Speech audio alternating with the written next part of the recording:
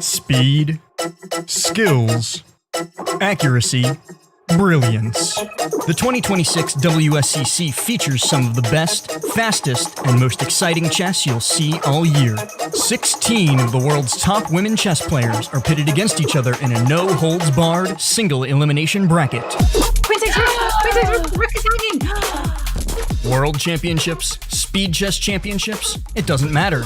Zhu Wenjun and Ho Yifan are the pinnacle of the sport.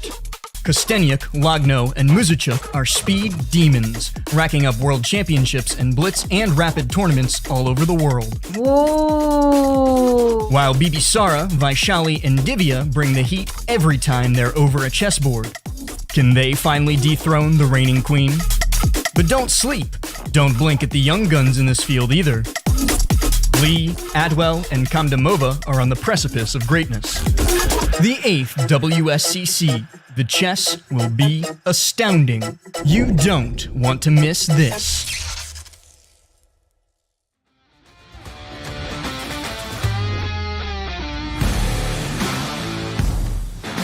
Hello and welcome, and this is it. It is the finals of the Women's Speed Chess Championship, and we have an epic clash. We have teenage sensation Alice Lee against the world #1 rated and chess legend of the game, Ho Yifan. Only one thing guaranteed today. It is gonna be a champion will be crowned. I'm your host, International Master Yifan Kahauska, and I'm with the ever knowledgeable Grandmaster Arturs Nick Sounds. And Arturs, what a clash we have today. Hey, Yovi, and of course, every chess fan who is watching this, it's something really special because not every day you have such an amazing finale here, one of the most exciting women's events pretty much in a yearly calendar. So we have a clash of two styles, of two generations players. It's Ho Yifan, arguably one of the strongest female players in the history of chess, right? And on the other hand, we have Alice Lee, only 16 years old. So I just love these moments when there's a clash of a bit of a two-generation players, and perfect timing here to see it happen in the finale. And I have a feeling, Yovi, it's going to be a fascinating day here. Absolutely. And one thing we've come to expect from the Women's Speed Chess Championship is that there are surprises around every single corner. It's been a ruthless month of chess. It started as a 16-player single elimination bracket, but we've now moved on to the final. Just 2 people remaining, and it's here where the time format gets longer. We have 75 minutes of 5+1, and then followed by 50 minutes 3+1, and then our favorite, I gotta say, Arturs 25 minutes of bullet chess. Yeah. Sorry, please continue. No, don't worry. It's my fault, but it's been a whole journey to get here, Arturs. And we started with 32 players, and here we see at the top Alice Lee, Ho Yifan. But one thing that I know that you zone in on is Alice Lee has been on quite the journey. Yeah, I mean, look at his results she's been scoring lately. Basically, the very first round against Alexandra Kostenyuk for the young American was the toughest one because she barely won it with 9 points against 7. And look at the quarterfinal result. I mean, 9.5 against 3.5 against the reigning world champion and the winner of the last 2 years edition of the Women's Speed Chess Championship, Zhu Wenjun. I mean, it definitely speaks volumes of the talent and the strength of Alice, and that's why I'm even afraid to predict, Yovi, what we can expect from today here, and I think it's going to be very close.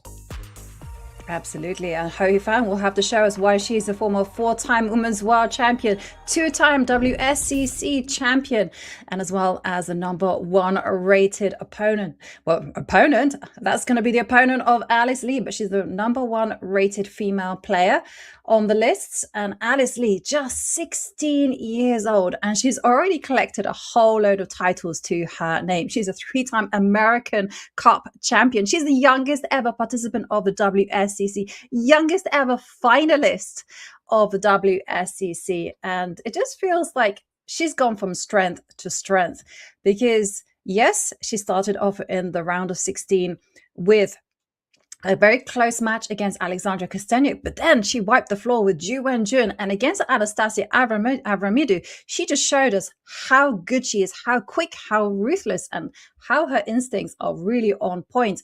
And there to Alice's left, we have Ho Yifan. She's knocked out a whole load of players on the way, amongst them Dinara Wagner, Bibisara Asalbeeva being her last rival. And look at how she's getting ready. What I like about her, Ho Yifan, is that artist, she combines chess with meditation, with being calm and pure enjoyment. I would love to have some of that, to be honest. So having some proper meditation and coming up like a couple of times a year, still returning to play chess and play it at the highest level, because Hu Yifan is right now working as a professor in Peking University. So, and then she just casually comes in once or twice a year to play in the highest level tournaments, shows her dominance, how good she is, that she can beat the best of the best. I mean, it's just so impressive to see. Absolutely impressive. A professor as well by profession, working in Peking University. And she also mentioned that her students were currently participating in the World Universities Championship. She's supporting them, and that perhaps they are supporting her as she plays yet another WSCC final. I'm going to say, artists, one thing for sure, we're also going to break some records, because if Ho Yifan wins, she's going to have won this competition the most. She'll be a 3-time WSCC champion. And if Alice wins, well, she'll be the youngest ever champion ever. That's going to be the history in the making. And since we talk about the history, the first game is officially kicking off. Look at that. Petrov defends the ever solid reputation, this variation, which has a very solid reputation at the highest level. A bit surprising to see this in a blitz event. Definitely preparation here is a very important element of surprise, but here White seems to be not surprised at all, and the moves are incoming very quickly. The moves are definitely coming in super quickly, but we have some thought here as Alice takes a pause and just checking the opening databases and seeing that bishop to e6 has been tried. Queen can come out to h4 and f5. Again, just trying to solidify or clarify the center, because now White has a choice. You can do as all streamers want to do. You can go e takes f6, but then do you really want to live with the consequences of that? Because the rook and the queen, they suddenly get a nice aim at the pawn on f2. Or do you just want to hold the position solid and allow White just live with a lovely pawn on e5? And that's exactly the approach that Ho Yifan, playing with the white pieces, goes for. Just develops the rook. Yeah, it's an interesting thought there, Yahweh, because I think that always the en passant that White could have done the previous move is the best choice. And here Hoy decided to keep the pawn on e5, which after all is a very strong pass pawn. As you can see, there's no blockade for the moment. And in case we might see this game go into some sort of an endgame, then White could have the better chances, because this pawn is literally not defended. But we just saw the bishops being traded here. Black positioned the bishop on e6. And I think that, Yove, this was Alice's idea all along. Block this pass pawn and then somehow try to exploit White's weaknesses at a queenside. Yeah. And yeah, you mentioned it. Yeah, White does have a great asset there on e5, but there are weaknesses that can especially be revealed later on in the game with the pawns on a2, c3, c2. I'm just thinking, if you get to a situation where the queen is able to come to a4 and we have direct play immediately as d4, and blue arrow is saying rook h3. I'm sorry, but why would the rook go to h3?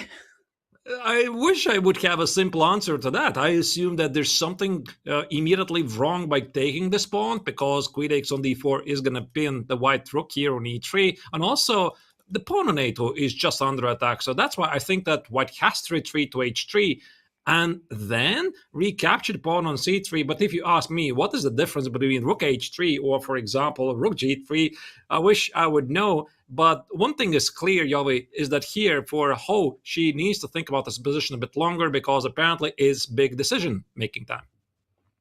Yeah, huge decision there on the board. If blue arrow is appearing and saying it's the only way to preserve the advantage, because like you, I'm mystified. I would be perhaps aiming at rook to h3. I would say is a touch more natural than rook to g3, but I don't know. I mean, maybe it's you have to keep the rook. One thing though on the third rank, because if you slide it down to e2, then suddenly there's d takes c3 in the air.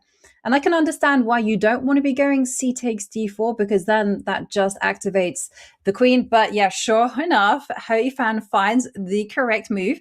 Maybe got ideas of going queen to h5, threatening some naughties there on h7. And well, at least that will set the hearts racing. Yeah, apparently it's a great choice, and I think now I understand what was White's idea all along. Why Rook h3 is such a great move. As you said, Queen h5, Yovi, is definitely one of those moves. But the point is, after Queen h5, if Black plays h6, White can play Queen g6, attack this bishop here on e6, and also threaten to take the pawn on h6. You see, Black cannot take this pawn because here the king on g8 is left undefended. So I think that Black simply cannot do this and has to address the Queen h5 threat in some way. Yeah, okay. It looks very scary to allow the white queen all the way into h5. So I would advise Alice, don't be greedy and capture the pawn on c3, but rook to f7, getting ready to meet queen h5 with g6. But this has allowed Yifan to solidify and go c4. And now when we compare the bishops, this bishop on d3, yes, it's blocking a pawn on d4, but it also has potential ideas of g4, and suddenly it comes alive, bearing down on h7. Absolutely, yeah. This g4 idea is something also I was thinking about, Yovi. I mean, how do you try to capitalize on the strength of the rook on h3? It's conveniently positioned for some sort of an attack. I don't know, how do you do this? Like king f2, maybe queen h5, rook g1, play g4, go all in for this kingside attack. And this is exactly what Yifan is doing here. King h1 is the preparation move for potential g4 push. But the queenside weaknesses are still there, and Alice immediately tries to exploit them. She definitely does. Look at that. And we mentioned earlier, if the queen starts sniffing around the a2 pawn, well, it could be in trouble. But it's going to be a race between the weaknesses on the queen side and this potential attack there on the king side, like queen e2. And I think queen to c5 actually was such a lovely multifaceted move, because now any g4s is going to be met with queen to c6. So I was kind of hoping to go rook to g1, invite everyone to the party. But queen c5 attacks the pawn on c4, and at the same time keeps an eye on this lovely diagonal. That's a great resource here, and that's why also I think that White might have to reject the possibility to push g4. But if you don't go for the g4, I mean, what do you do? Maybe here Yifan is thinking about queen h5, try to provoke the weakness on g6, then fall back and somehow try to, I don't know, exploit this weakness on g6 by pushing forward those kingside pawns. But at the end of the day, those weaknesses at the queen side, they're still staying. And to be honest, when I'm looking at this position from a fresh perspective, then I just start like a Black's position a bit more, Yovi. Also, Alice has extra 1.5 minutes on the clock. And time, as we see, is such an important asset. In fact, Alice has said it herself that the reason that she has gotten such great scores in these last 2 matches is she understood she needed to play faster. She needed to put the pressure on her opponents. And you see g6. And I see that we have a really tense position right now. It's not easy for White to improve. At least, it's not easy to attack a point, but it's also not super easy for Black to actually play actively, because you can't really move the bishop away from e6, and the rook on f7 isn't going to be partaking. And I've got to say, a3, very sneaky move. Do not capture that pawn, because the bishop will suddenly move away and the rook is threatening that queen. That's a very nice resource there. So yeah, a3 is indirectly defended by the white rook on f3. Yeah, it's hard to say how Black is supposed to continue here. I'm not sure if there's any immediate active plan, maybe some could play at the pawn, majority at a queen side. By the way, the last move here for Yifan, rook f3, it kind of suggests that she's thinking about h4. There you go. h4 is on the board because you need some sort of a pawn play to generate targets, followed by h5, rook g3, and maybe White will be able to build up something at the king side. Yeah, and actually, I love the way that Ho Yifan has been handling this. She's been very ambitious, h4, h5 in the air, but she kind of led us on a merry dance. Rook f3, rook a1. They looked like White was just waiting, but no, h4. And now, how to target this as Alice is building up her defenses towards this anticipated pawn break. And the time difference, I think it's making quite a big difference right here. h5 played by White, which according to an engine is not very accurate, because here Black has a sensational idea. Play g5, sacrifice the pawn, go for counterattack against the pawn on e5, and suddenly White might be on the defensive. But no, again, after a couple of seconds, our Silicon Beast changes the mind that g5 is not giving Black any advantage, and the position still remains level. Queen e7 by Alice, and queen h4, queen f4. This is suddenly an opportunity for Black. Well, yes, suddenly White's position will start to collapse, but we don't see that from Alice. She did have a lot of time in the bank, and she just missed that opportunity.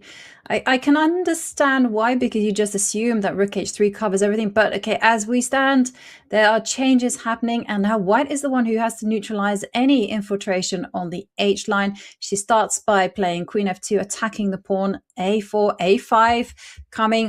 Ho Yifan needs to find some purpose for her pieces. Maybe her king can actually sit quite comfortably on e2, if it's allowed to get there. That's a nice idea. Of course, remove the king from the harm's way, because here suddenly Black has to make the only move, rook h8, which was just found by the American player. Queen g3, I suppose, taking care of some g5 and queen h4 threats. Still queen h4, Yovi. It looks very tempting because White might have some problems defending this pawn on f4, but the more pieces are traded, White keeps this very strong pass pawn in the center. Yeah, and as the time ticks down, not clocks down. It certainly is trouble brewing on the horizon, because what I wanted to point out is that bishop takes f5 is a big threat in the position. So Alice needs to deal with that. And look at that. The clocks, they are leveling down. 27 seconds for Alice. She has to handle rook a6 on the air. Bishop takes f5. How can she find a way to harmonize the position? She runs with the king. King f2 apparently is not the most accurate move, even though it looks like a very, very human choice. Is she preparing to play queen h4? No! Rook here, h4, rook a6, and rook g4. This is a blunder. Rook takes on g2. White cannot defend against this.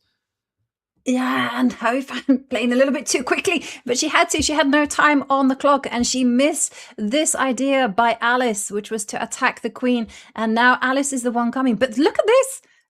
It's just complete pandemonium. And now White is winning after this. She blunders a piece. Rook takes bishop. Wow.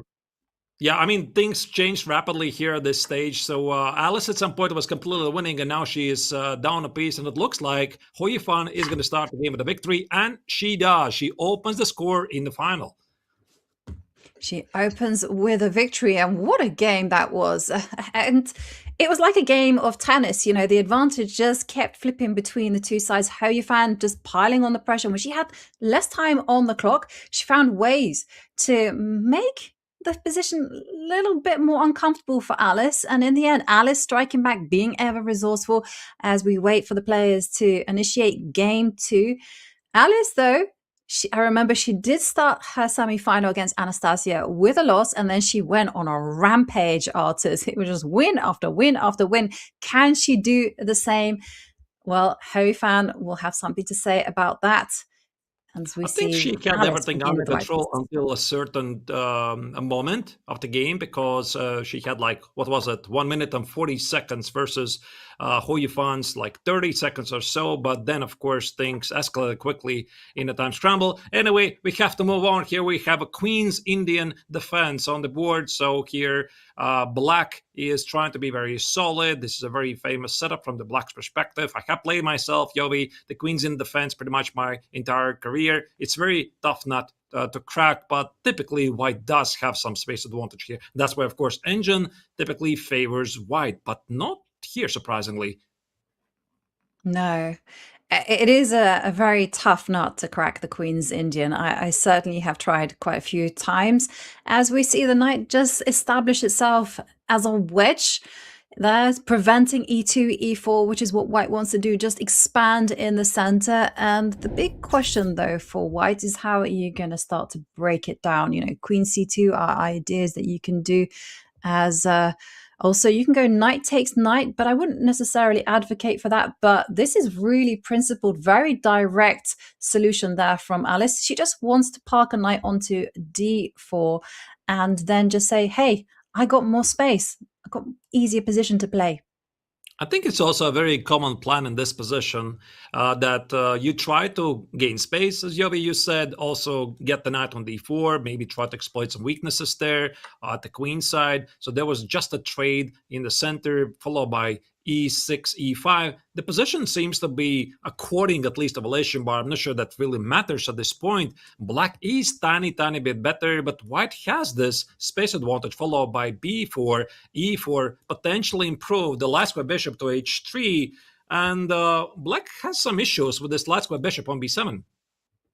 Yes, it is true. It is definitely true that bishop on b7 isn't the best piece. But on the other hand, I would argue that black does have a clarified plan, and this is one of them. You go f5 and you just make sure that no white knight is going to jump to g5, and you just have squares that you control, as we see a5, and this is what I mean. a4, very rash decision there from Alice. a5, very thematic. Just get control over the c5 square. That was such a really weird choice by Alice, because I understand what she wanted, to play the queen side, push the a pawn forward, but black's response, a5, it's very standard in these positions. And I think that now white just inflicted herself a wound that's going to be really difficult to close, because this pawn on a4 is a major weakness. You have a look at this rook on a5 and the knight on c5. Black's pieces are perfectly aligned to exploit this weakness here on a4. The dark square bishop potentially can go for the long diagonal, play e4 at the right time. I don't know what Alice was thinking at this stage, but I think right now she realizes that she just made a mistake. Yeah, well, I do think it's a little bit the rashness of youth. You just get excited, a4, a5, and you think, hey, I'm going to be overwhelming the queen side. And sure enough, sometimes strategic mistakes like this happen. And look at this from Yifan. Very patient and very, very good. Improve the worst place piece. The whole idea of doubling on the A-line is not going to be running away from black. So instead, just centralize the bishop to d7, cover those squares, and you then have ideas of bishop takes knight at the right time. You can move the queen to c8, I'm trying to get away for the rook on f8 to come over to a8, but unfortunately that's not going to happen so easily. But you don't need to rush with this idea. I think this is a great idea. Of course, you try to exploit this weakness on a4. Also, I'm thinking if there's a right moment to play e4, and just as I was about to formulate when it's the right moment, here Yifan says the right moment is right here. And she plays e4. The big idea here is to improve the dark square bishop, give it a long diagonal. And also, let's say black continues this idea, as you mentioned, Yovi, queen c8, queen b7 together with a queen side rook here on a8, attacking the pawn on a4. With the dark square bishop helping the matters with bishop f6, I have a feeling that white is simply dropping the pawn on a4. Yeah, and I just love the way that Yifan is handling this. Knight to b3, trying to challenge that beast. Is no longer just a horse. And knight takes knight is something that you should be doing if you want to preserve the material balance. And this bishop now on f6 controls the very key a1 square. Not so easy here for white to play, and actually I think that black's advantage is larger than the evaluation bar suggests, which says that white is worse, and it's not kind of a big deal. You can always figure it out. But the biggest problem for white here is that Alice doesn't really have a clear plan. Most of her pieces are tied down to defend this queenside weakness on a4. Black is more aggressive and more developed, better developed at the king side. This pawn on e4 really clamps down white's position, splits it in two halves. So I'm really liking here Yifan's chances to score another victory. Yes, and well, she's bided her time, but queen to c8 with the idea of perhaps doubling, maybe even tripling on the A line, just to hunt down the pawn on a4 is there in operation. As I just wanted to point out, the pawn on e4, it's such a good piece, locking out this bishop onto g2. And in fact, this would give a good endgame advantage as well for black. Just gentle improvement there from Yifan. She's maximizing the position. Yeah, because I don't think there's an immediate way for black immediately to win this. Let's say she continues with the plan, queen b7, double the rooks here. The king side rook slides over to the queen side. The pawn on a4 is still defended by the rook, by the queen. And that's why this move bishop e5, this is something that comes with years, comes with experience. You realize that your position alone is not good enough to win this game on the spot. You might want to provoke your opponent to do something. And I suspect that this move, bishop e5, Yowie, might be such kind of a move because Alice is looking for some sort of a counterplay, and she might turn to the king side and play something like f3 or f4. And perhaps this is what Yifan is waiting for. Yeah, they do say the hardest thing is to do nothing at all. But Alice is waiting as she drops the queen back to d2. And maybe Alice has got ideas of herself going f3, as you mentioned. And I was even thinking, okay, it's a bit of a long shot, a bit of a Hail Mary, and not necessary, but you do have ideas of going g4. So it's something that, especially if black's forces are diverted onto the queen side, that they should be a little bit careful of. So as we see h6 again, improving the position. Yeah, I think the idea here is to hide the king on h7.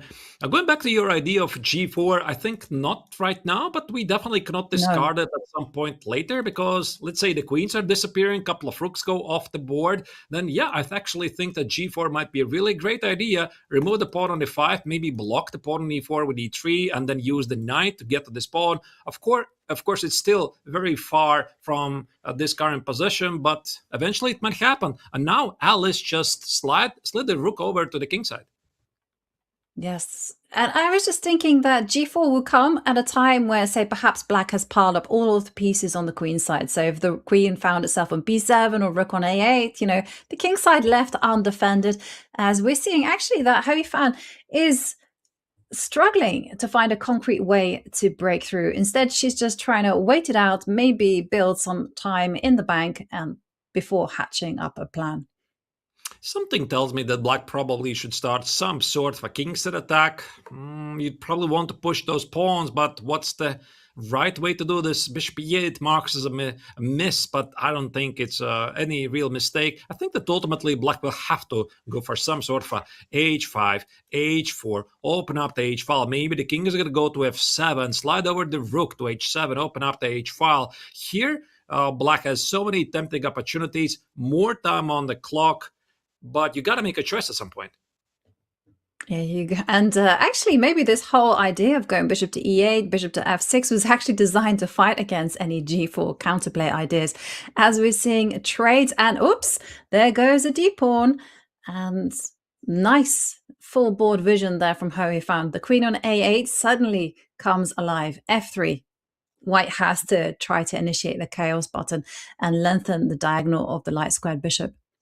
So this was a trap then with his queen a8. I think that she simply tricked Alice into thinking that the pawn on e4 is attacked, and instead there was a trick to take on b5, win the pawn. Alice missed it. Now Yifan has an extra pawn, and here comes the counterplay by Alice. f3, open up the light square bishop, try to take on e4, create a weakness here. Black is much better, but not winning yet. I would think Yowie here, maybe pushing for the d-pawn makes sense.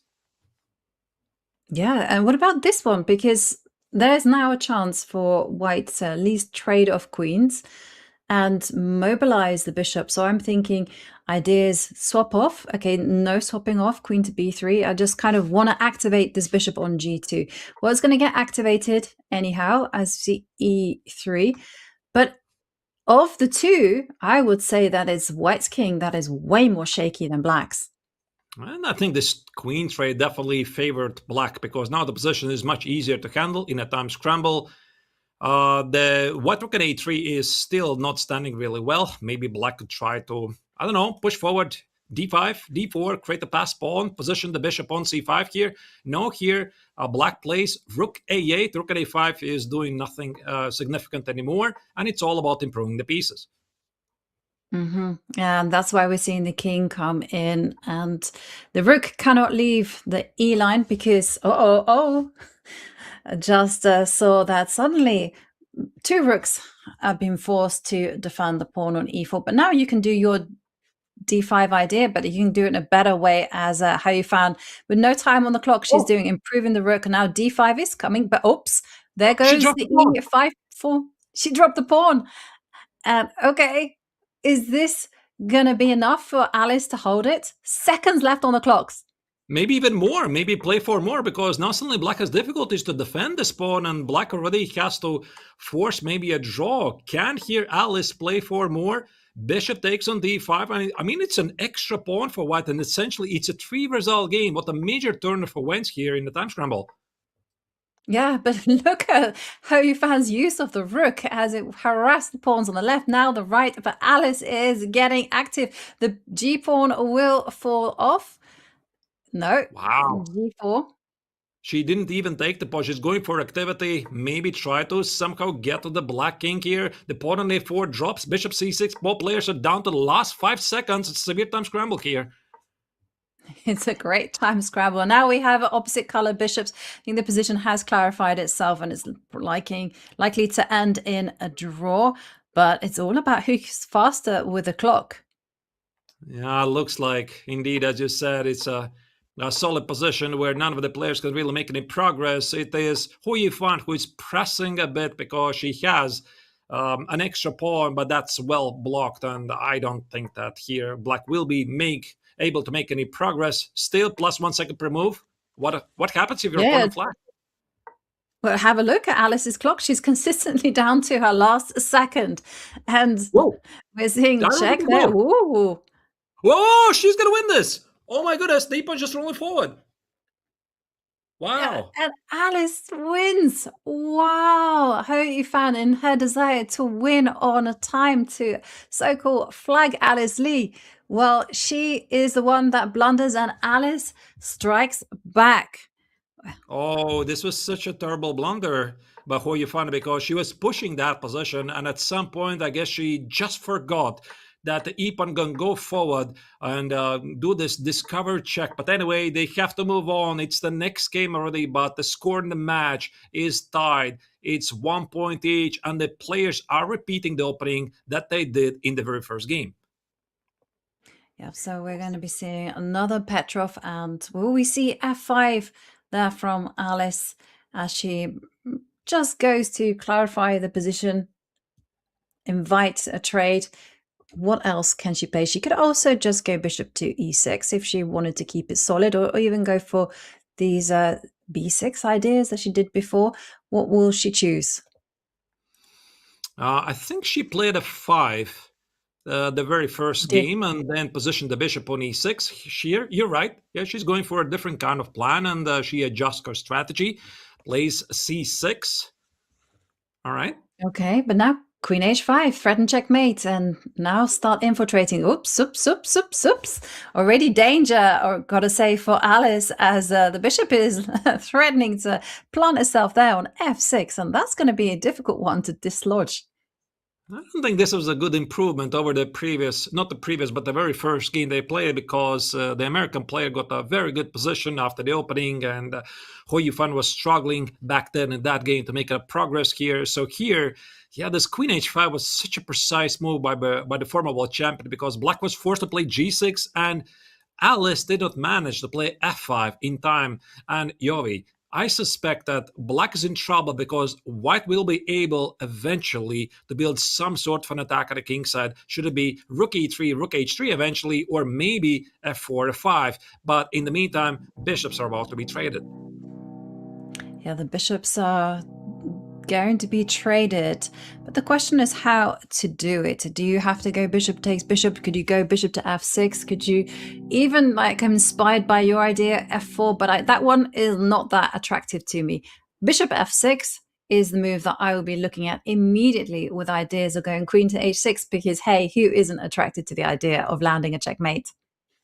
That pawn on f6 is going to be a monster, and it happens in this game. So Yifan goes for the bishop on f6, immediately responded with capture, rook e6. I don't think you want to give up the pawn on f6, so there's going to be no choice for white. You have to take on e6, probably follows by bishop takes on e6. And now here the big question is how white will follow up with the attack. But yet she's thinking she's not automatically grabbing the rook.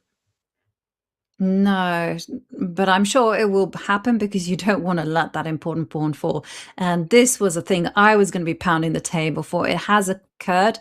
F5 is the big idea. Let's blast open the position and let the rook, the queen, the bishop infiltrate, cover those dark squares.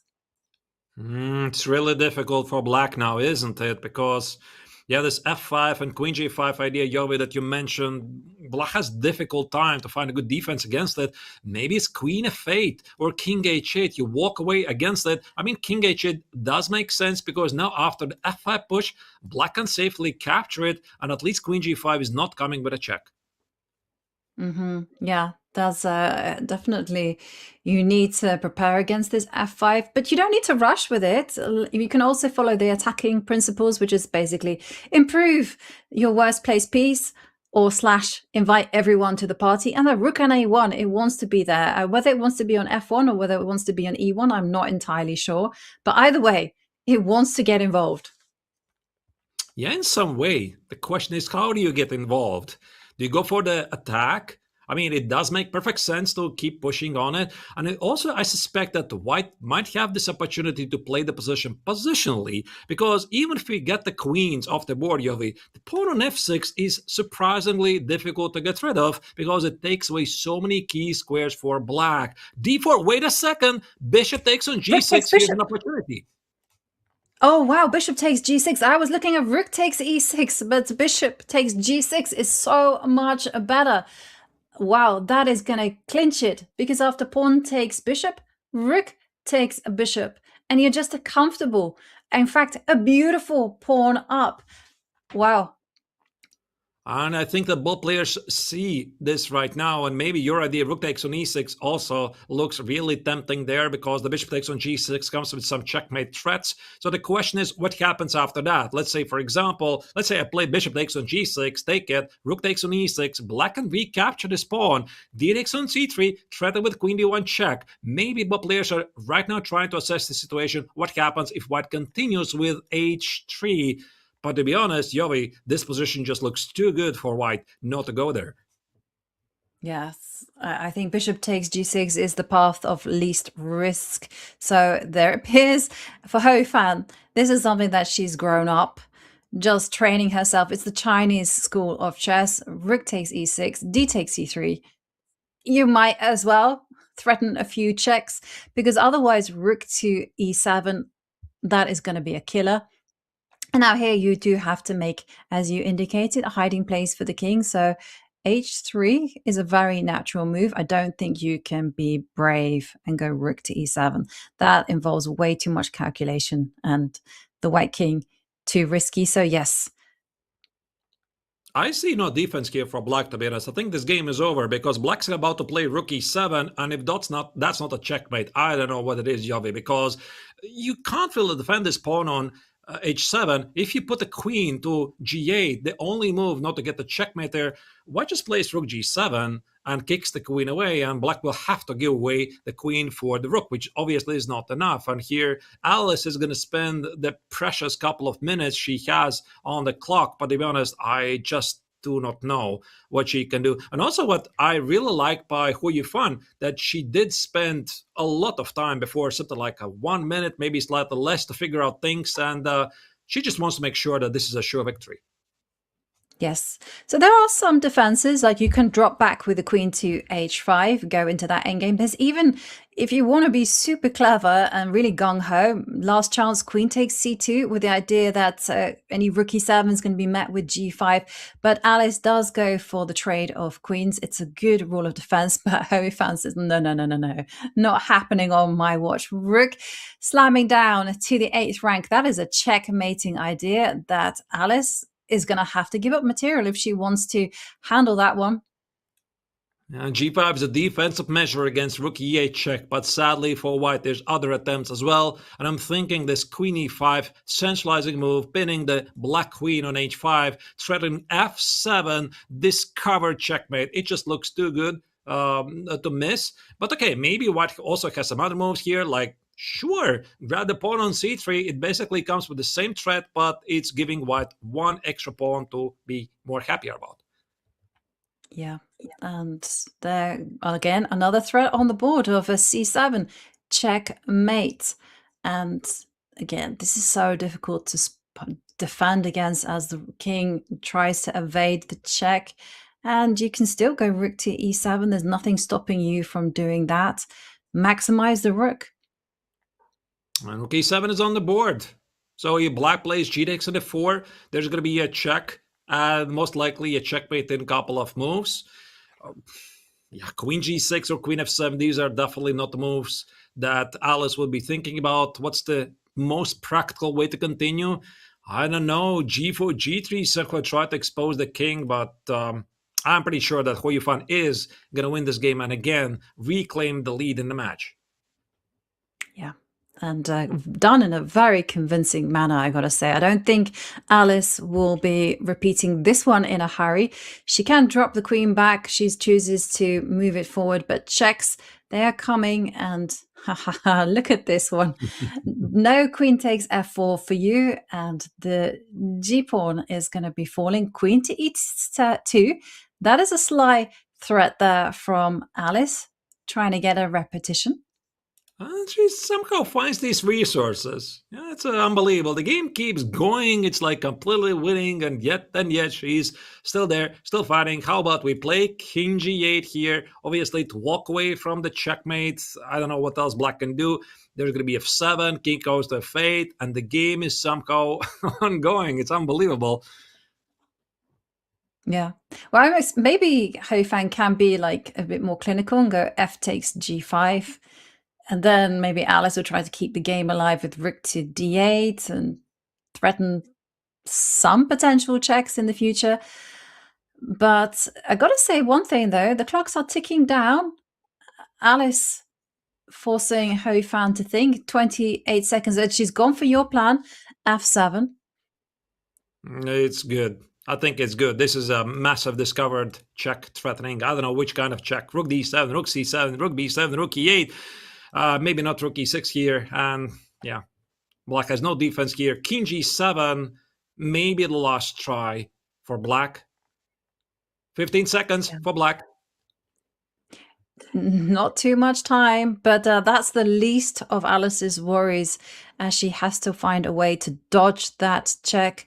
She comes in with the queen, but here you can just drop the rook back, and Yifan wins the game. I don't think Alice waited for Yifan's answer. And Yifan, she strikes back in a very impressive game.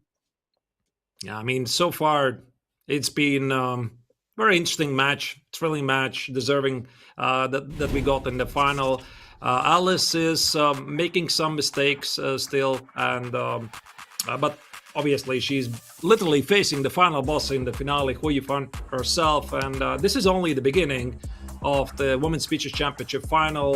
The players are getting warmed up. It's all about getting a streak, getting a feeling of the momentum. I'm pretty sure that's still coming. Exactly. I gotta say, the first half of this 5+1 has just whizzed past, as the players have been entertaining us already with a really exciting brand of chess. We already had quite the story, and the players are getting ready. They are making their move. And talking about making moves, it's time to make your move and elevate your everyday style with the official Chess.com Essential Collection. Whether you're grinding blitz games at home or heading out, these clean classic tees and hats are built for any occasion. Chess.com is offering 20% off the tee and hat bundle through August the 15th, or you can grab any piece individually. So hit !summer in chat to check out the official shop and lock in this discount. I'll be back with the rest of the 5+1 right after this break.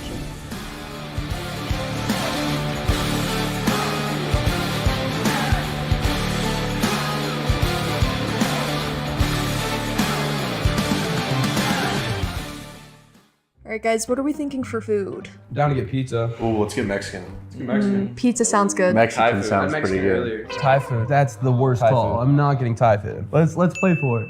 All right. Playing for it? Nope, not sitting through this. I'm getting pizza.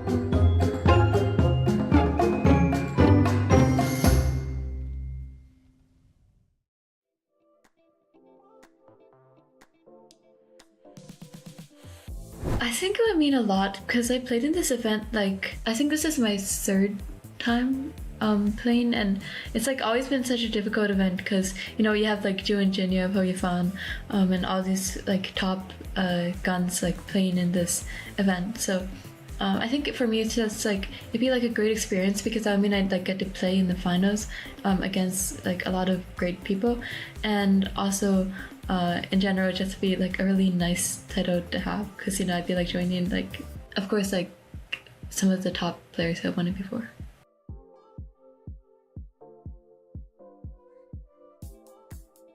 I think this format is quite easy to come back in.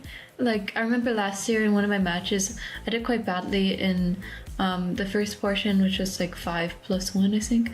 And then 3+1 was slightly better, but then like there was this like bullet section and I was like, oh my god, this is so amazing. Like, I love this format.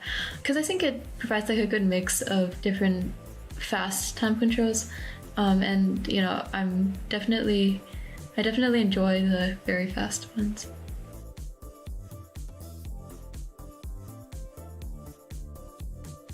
I like bullet the most, and I think it probably suits me the most because I played like so many games on Chess.com bullet.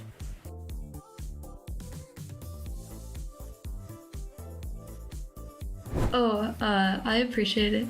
I don't really think about it too much, but you know, when like somebody comes up to me in a tournament and it's like, oh, I've like seen your games online, I think it's like pretty cool that like I get to meet like these people.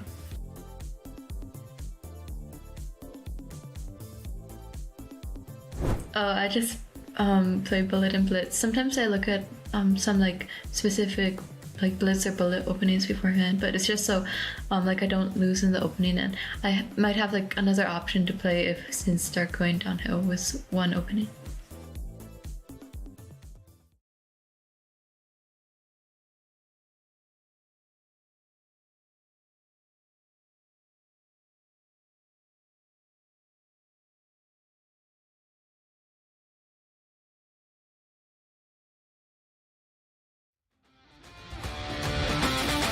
Are back and we have the remainder of the 5+1 portion. It's been an epic match between Alice Lee and Yifan. It's the final, guys, of the Women's Speed Chess Championship, and we get to find out who is going to get crowned the champion. So far, Yifan is in the lead. It's 2 games, 2-1, and it's already been an epic match so far. A lot of excitement, a lot of entertainment already.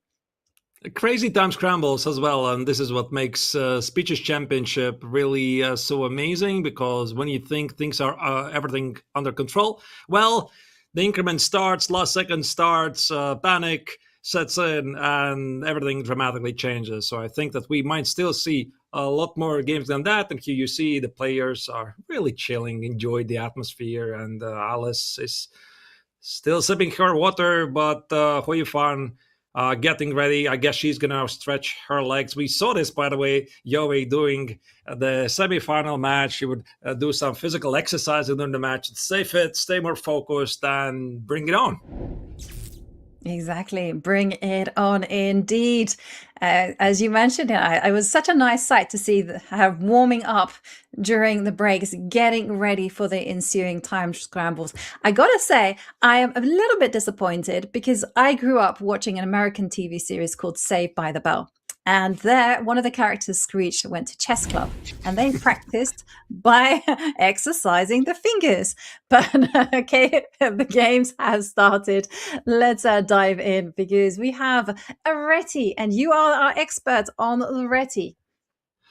Oh yeah, I mean, I absolutely love this opening. There's many reasons why that's the case, but basically the point is White has a lot of ways to improvise. You can switch to English opening, to D4 setups, and here Alice says that E4 is going to be on the cards. There you go. E4 was just played, followed by D4, and we reach another, my favorite position, which is the Marozzi bind. The pawn on C4, pawn on E4 against the black pawn on D6. White has some space advantage, but black says, I'm very solid. You can't do against me a thing. Yes, and I remember when I was first playing these D4 setups that my very first trainer would say to me, it's like a Maroxy, but it's not a Maroxy because that bishop is there on G2. Usually in a typical Maroxy that you get in Sicilian, the bishop is there on D3. It's a bad piece here. Not quite a bad piece. In fact, it plays an important role in supporting the pawn on E4. But there is bishop to E3 being played. Now, can you be spicy and take that pawn on C4? Yifan says absolutely not. I'm not going for that because it just gives black. Yeah, I think it somehow backfires, Joey. If you take this pawn, White would have played rook c1 anyway, and then for black, there's just no good really squares to go. To queen b4, maybe the queen would be in trouble. That's why the players didn't really look into this too much deeply here. Rook e8, I think the black is setting up the classical hedgehog setup. The other rook is going to go here to c8. Black can reroute the queen to b8, potentially even queen a8 here. And White has these beautiful central pawns here, but ultimately you still need to make a progress. And you got to take my word for this, Joey, that Black's position is incredibly hard to crack. Yes, and one idea that I remember doing and seeing a lot was to go with the knight jumping into d5. Now it's impossible because the queen did move from b8. But it's always very exciting when you get the opportunity to potentially sacrifice a knight. And now here, as you mentioned, it is going to be a difficult nut to crack. But on the other hand, what I always did when I was playing this type of position as White is I enjoyed the space. I like to do like non-committal moves. I put my king on h2, make sure that the e-pawn is heavily reinforced and let Black enjoy their cramped quarters. Oh, yeah. I mean, it definitely rings a bell because this is also my own playing style. I love space advantage. I love squeeze the life out of my opponent when he has literally no good moves to play. Here, however, the engine says that apparently Black is doing really well, and Stockfish is not impressed by Alice's last move, even though, Yovi, it looks quite reasonable. The white bishop here perfectly is lined up against the black pawn on d6. White was thinking about apply some pressure to d file. Now the pawn on e4 is under attack. Rook e1 defends it. It does sort of feel like a cat and mouse game here. Yeah, and I gotta say that I'm not happy with the engine because I was really loving what White is doing, although I'm worried about the d5 break. I have to agree with the engine's assessment on bishop to a3. I feel naturally the bishop should be on b2, where at least it has some ideas of just unleashing itself on that long diagonal. As it stands, the bishop is blocked out by the knight, and d5, it's coming, and if you don't have control, you could be in big trouble. And now Yifan is taking over, knight jumping into the middle of the board. Yeah, I mean, the d5 push is obviously something that Black typically tries to carry out in any Sicilian defense, but White just responded with e5. The position is having a closed character. This, by the way, was a very important resource, precisely d takes on e4 and not knight e4, Yovi, because White cannot get to the pawn on e4 here. You would think, I'm going to take on c5 and capture the pawn on e4, but if you do it right now, Black can respond with b takes on c5, and the white knight on d4 surprisingly is trapped. Yeah, and how do you like them apples? And that kind of means that suddenly is going to give black some time to reinforce the position as we see rook to d1 being played, which is interesting because I had in my mind rook to d2, but I like this idea. Alice is just planning to line up both of the rooks, and then she can think about going bishop takes knight.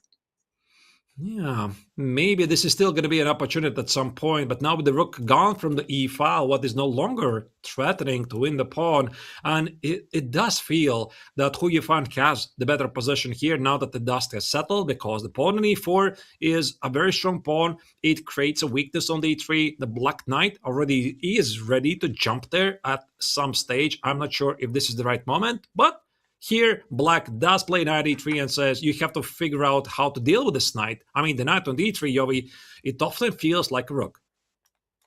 Yeah, I was going to say, I was tempted to do it ASAP. So was Hu Yifan. There's also a big threat of knight takes e5. I'm a pawn grabber. Where possible, I am looking to catch that extra material. So here, if f4 happens for white, I think as black, I would be very happy because at least the pawn on e4 is kind of quite solid. And hang on a second. Can that queen be allowed to live there? Can you not just chase it away? Yes, that probably is an opportunity. Play g6. I think Alice's idea with queen h5, Yogi, was to defend the pawn here.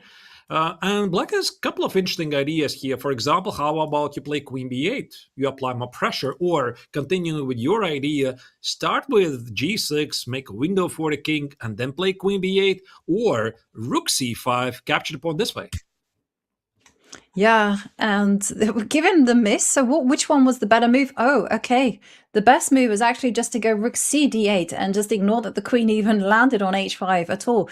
The action is happening on the d line, but rook c5, I've got to say, this is a very natural move. You are threatening to capture on e5, and how is white going to even defend that point? Probably Alice can't simply do it because I don't think you can play f4.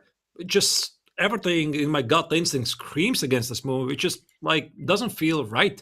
E takes an f3, the king's exposed, the pawn on e5 loses any support. So I think that right now here the American player needs to find a way to sacrifice the pawn for the right price, get some dynamics, but where are those dynamics? And I'm quite worried about the knight on d3. So if I was white, my top priority would be, okay, I'm losing the pawn on e5, but the knight on d3, it has to go. Yes, I was also thinking like how to get some tricks and traps, and I was looking at rook to e2, queen to g5, also good enough. It does invite ideas such as f6, though, if this is a possibility. F6 maybe even might be a f5. thing. Yeah, attacking the queen, since white cannot take it. The queen on g5 is under attack. I'm thinking, what is stopping me, by the way, from grabbing the pawn? Immediately, rook takes on e5, and I presume with the last move here, Alice's idea is to play queen e3 and have some sort of a sense of the harmony of the position, because somehow her position is feeling scattered. All the pieces are not communicating with each other. Knight takes on e5 apparently is a mistake. Looks like a very human move to me. At least for white, there's a relief. The knight on d3 is no more. Yeah, and I guess there is that as something for white. Also, it's not going to be very easy to hold on to the pawn onto e4 because you can't naturally go f5 because the pawn on e6 is a vulnerability. So white does have natural play, doubling up on the d line is one, and also well-positioned pieces. This queen on a8 doesn't necessarily make a great impression. Yeah, it was standing there originally well to attack the pawn on e4. Now there's a black pawn, but ultimately, I think it has outlived its usefulness on a8. And there you go. Black puts back the knight on the e3, which marks the mistake. And I think here Alice should take care of this knight as quickly as possible. Knight e2, the idea is to play either knight f4 and knight c1. You just want to push back unwanted guests, yeah.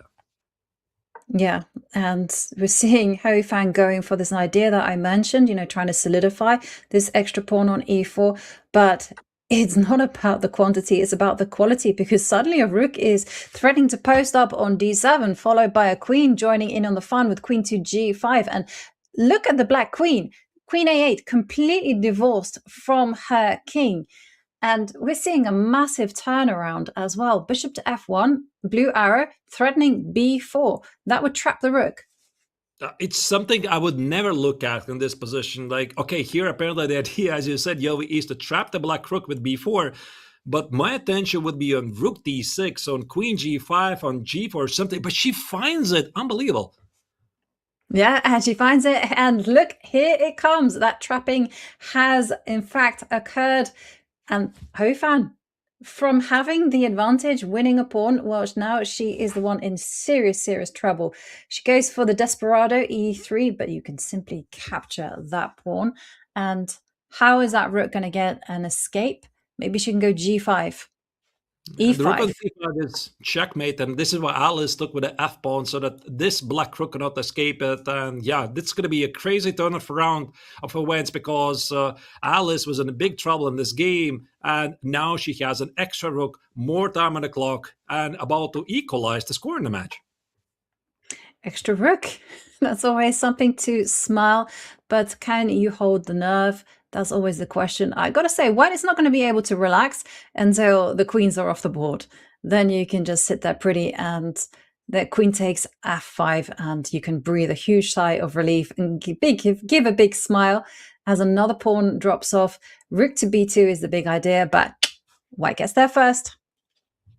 That was a nice final shot. Black could take on h6 because of the spin. And with this victory, it also means that the score in the match, once again, is level. And guess what, Yovi? We're back to the Petrov defense. So here the big question is, has Alice prepared something else? We already saw this opening in the first game, in the third game, f5. All right, back to the proven values. Exactly. Back to the drawing board. No c6, that is allowing queen h5. And now we're back to this position which we've seen before. White has a fantastic pawn there on e5. The question was, it was very, very difficult for white to make some improvements, especially as Alice found ideas such as queen to c5, keeping an eye on the rook and also this diagonal, and at the same time, just keeping control over some of those weak pawns that white has on the left side of the board. So queen e7, threatening queen c5, and we saw Yifan try king h1, move the queen maybe up to h5, rook to g1 being played. Will she go for something completely different? I think she's limited actually in her choices. I mean, she probably has to go for the same plan. She already sidestepped a bit though, because I think in the very first game, there was the move d4. There was this move opening up the queen, and at that game, in the very first game of the match, here, white went for rook h3 and then pushed for the pawn on c4. So I think that probably Alice very quickly analyzed the game after the game, or maybe there was coach's advice in between the games, like, I don't know how it works, to be honest, at the Speeches Championships. Do you have a coach who is constantly checking your repertoire, your opponent's responses, and giving you, after the game, some suggestions to make changes? In a way, queen e7, this was something that did not happen the first game. And even though the structure, Yovi, looks quite similar, there are some differences. Yes, there are some differences. For starters, you don't have the opening of the D line, which is something that Yifan could start applying pressure. And I got to say, to your point about the coaches, I'm going to say yes.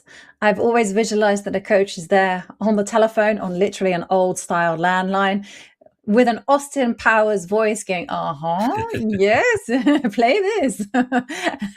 You cannot convince me otherwise.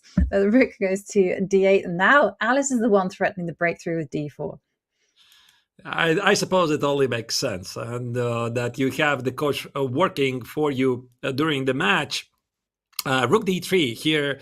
Yifan slides the rook back to the center because d5, d4 is a threat, and she doesn't want it to happen anymore. And now I'm wondering what's going to be white's plan in this position. I would be thinking, can I maybe create a lot of heavy pieces at the d file, create some pressure against the pawn on d5, and scratch that? It's already not going to happen because Alice just shut the door, played c6, and said, you don't even dare apply any pressure against the pawn on d5 here. Yes. I was still like flirting with the idea of getting in a c4, sacrificing a pawn, trying to go for some discovered attacks, but there isn't any. And Alice is insistent. She wants to get d4. She's getting ready for that opening. And you can just let it happen. You can go bishop to f3, getting ready to target c6. Or if you are afraid, you can post up a rook to d4. There is also a potential to line up every single heavy piece on the board at the d-file, so white can do that right here. Rook d1, queen d2, rook d3 against black rooks on d7, d8. The only piece which is not participating in the party is the black queen on c5. But here, a4 was played by white, trying to apply more pressure on the queen side, and rook d4? That's a very difficult move to make. What about c5 for black? Yeah, well, she finds it, but c5, and I was thinking, could the idea be some kind of c4 ideas? But I am with you because c5, I understand why c5 is not that good, because that does allow bishop to b5, but no, it's rook to b5, Artis. Rook to b5 attacking the queen. Oh, I see your point, and the queen is literally trapped, and after queen a6, you can take on c5, each discard attack by the bishop. All right, so suddenly the game becomes very concrete, and that's why Alice like, okay, I'm going to just strengthen my position at the king side, make a window for the king, and Yifan immediately responded the same. h3, it just doesn't hurt your position, so why not include it right now? Exactly, relying on that really clever idea of rook to b5. Should that rook try to get booted from the d4 square, rook c7, yeah, somehow the queen on a5 isn't the best placed piece if you're not going to be able to expand with the pawns. Yeah, but I'm wondering if Alice is thinking about this plan to play c5, because let's presume for a second that white doesn't have rook b5, or for some reason it doesn't work. Black might play c5, c4, which maybe visually looks ugly, but it does disconnect the white rook from defending the pawn on a4. Maybe the price is too high to pay. It does weaken also the pawn on d5, but apart from that, I just don't see what anything else black can actually do here. Yeah, well, we see her piling up the rooks on the c line. She is going for that plan, but maybe she also can go b5, go in for this idea, just have an opening of the c line in a different way. But Yifan also actively provoking the pawn to advance to c5. So Alice, well, she kind of agreed with me in the end. She's like, get that queen out of the dodge, park her anywhere but a5, and then you can resume with the idea of c5. Yeah, maybe that makes sense. And you're right about provoking. I think with this white's bishop on d3 here, white was literally provoking black to play c5, and Alice had to resist this idea. And now instead, white slides over the central rook to b4. Where's the idea for white? I'm still not seeing it. No, I'm also not seeing a positive idea for white. This is actually why Yifan, she's just maneuvering the pieces, shuffling them about, just anticipating and getting ready for whatever black does next. That's the thing, if black is active, then you have an idea, right? If black goes c5, you have an idea to meet c5, move the rook, a5. That's a plan. And if black, okay, well, now we're going to see it, c5. Rook is going to move. There you go. I think Alice Lee is going for the plan. c5, c4, and queen a3. That was something I suggested earlier in this game because it might bag black a pawn, and no. She goes for something else. It's the d4 push, which maybe visually makes a bit more sense, but it doesn't win a pawn. No, but now we have ideas such as a5 in the air, and white is the one with complete control over the only open line in the position. And the extra pawn is going to be absolutely worthless to black. That's what white's going to claim. As we see, actually, there's a massive time difference between the pair. Alice there just under 2 minutes, Yifan just over 1. Yeah, and this time advantage is slowly evaporating because here she realizes, Alice is thinking that she needs to make a choice. King h8, I love this move. because I think that black is starting to hint about potential kingside activity here with g5, just to remove the king from the harm's way. There you go, immediately play by g5, and this is usually the moment when action just explodes. There you go, white goes for a counterattack at the queen side, black says, no, I'm going to focus all my pieces at the king side. I'll be honest, Yovi, I feel that here Alice is taking over the game. Yeah, well, she's threatening checkmate on g2. That's already a big thing. So you have to defend. Blue arrow saying that the best square to defend from is actually on f2, which makes a lot of sense because on e2 it could be targeted. Yifan finds it, but she's not without counterplay of her own, right? Because there's a takes b6. There's two rooks that are threatening to post up on the b8 square. And if white trades off all the rooks, then white is going to be the one that's very comfortable in an endgame. Yeah, probably because of the strong pass pawn in the center, and also the pawn on e5 could be a weakness. But for the time being, it's Alice who controls the initiative. Bishop c8. Oh, I suppose she wants to put the bishop on b7. Look at this. Bishop takes on g2 is a massive threat. Also, watch out for black. Maybe potentially aligning the queen somewhere to h5 and threaten with queen takes on h3. This bishop on b7 is such a beast. Yeah, well, it's a beast with a mission, and this is the most natural way to defend. Was given a question mark. And this is not the best move at all. I mean, you've got ideas that you highlight to get the queen on the h line. Queen takes h3 are tactical ideas. a6 will close up the b line. And that's exactly what Alice does. She seals everything on that side of the board. And now it's just going to be Operation Kingside. Yeah, it looks really beautiful play so far here. Queen takes on e5. It's a massive threat. King h2 apparently is a miss because it just ignites more action at the king side here. Rook e1, queen d6, f3 is a dangerous threat. Black is about to line up the rooks at the g file. 20 seconds for the four-time world champion here. At the moment, Yovi, she's just being outplayed. Yes, as soon as Alice got going with the attack with g5, she's been absolutely unstoppable. In fact, Alice, her fan is actually trying to say that she wants to give up in exchange in order to clarify the situation. Alice, I love the way that she's just like, maybe yes, maybe no, keep you guessing. And she does decide to pocket the material. And again, the pressure is still very much there. Rook takes g2 is the big threat on the board. White is still on the defensive, and black has backed the extra exchange. a6, a5. I think the big idea for black is not to promote the pawn, but just distract white. And white just doesn't have any active moves. a4, rook a3, just in case defend the pawn on h3 against some rook g3 threats. Black's king is also not super safe on h8, because if the rook on g7 leaves, you need to watch out for some perpetual check ideas.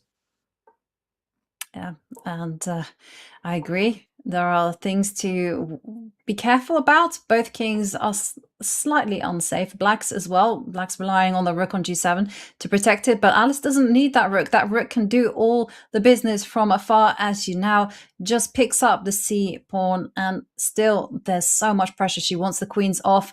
If that happens, it is going to be almost certain that she's going to win this one. She improves the rook. And so far, really powerful play here by Alice Lee. Rook e3, rook f2, completely dominating white bishop here on f1. c2, rook d1 to follow. I think this is it. She's going to win this game. Rook d1's unstoppable threat. And there you go. Yifan resigns. And for the first time in the match, if my calculations are correct, Alice Lee takes the lead in the match. She has taken the lead, leading by a 1.3 games to 2 in Alice's favor. And Alice has the white pieces, as we see g3 being played. That's designed to fight against the queen's Indian, saying no b6, because then you're going to go bishop g2, attack the rook. So usually you're obliged to go into a Catalan with d5. Yifan taking a pause as we see her considering what to play next. What is stopping her from going d5 and going into Catalan territory? Probably nothing, but I think that who really likes the Queen's Indian defense from Black's perspective, and I gotta make a small confession. G3, Yowie, was always the move that I always dreaded upon. When I was playing the Queen's Indian defense, I was like literally begging, do not play G3, do not play G3, because I cannot set up my Queen's Indian defense. So I perfectly can understand the horror from the Black's perspective when White plays this move G3. Of course, there's nothing wrong with central approach with D5, but now we have again some sort of a hedgehog where Queen's in the defense wipes on the board. Yeah, we've seen this type of structure time and time again. And I gotta say, in that game that we saw earlier on, it was Black who actually managed to break out, get a perfect formation. As we see the bishop post up to a6, attacking the pawn on c4 and asking the question, how are you going to be defending that? And actually, that is a pertinent question. How are you going to defend it? Well, Alice says, I don't need to do that. I can go on the counter, threaten knight takes knight instead. Yeah, this is what really makes them the best players in the world, because their mind is wired differently. Like, for example, a club level player would see this position, he would ask himself a question, how do I defend the pawn on c4, which is a wrong question already in the very beginning. And Alice is thinking about the larger picture. The knight on b3 is not well positioned. The pawn on c4 is under attack. Whatever. Let me just improve the pieces. But to be honest, I mean, knight e4 makes perfect sense. It applies a lot of pressure against the knight on c6. And the white just wants to play b3, protect the pawn on c4. And suddenly, Black's let's go bishop on a6 is not that great, is it? No. It's not that great there on a6. I gotta say that's like British speak for not good at all, by the way.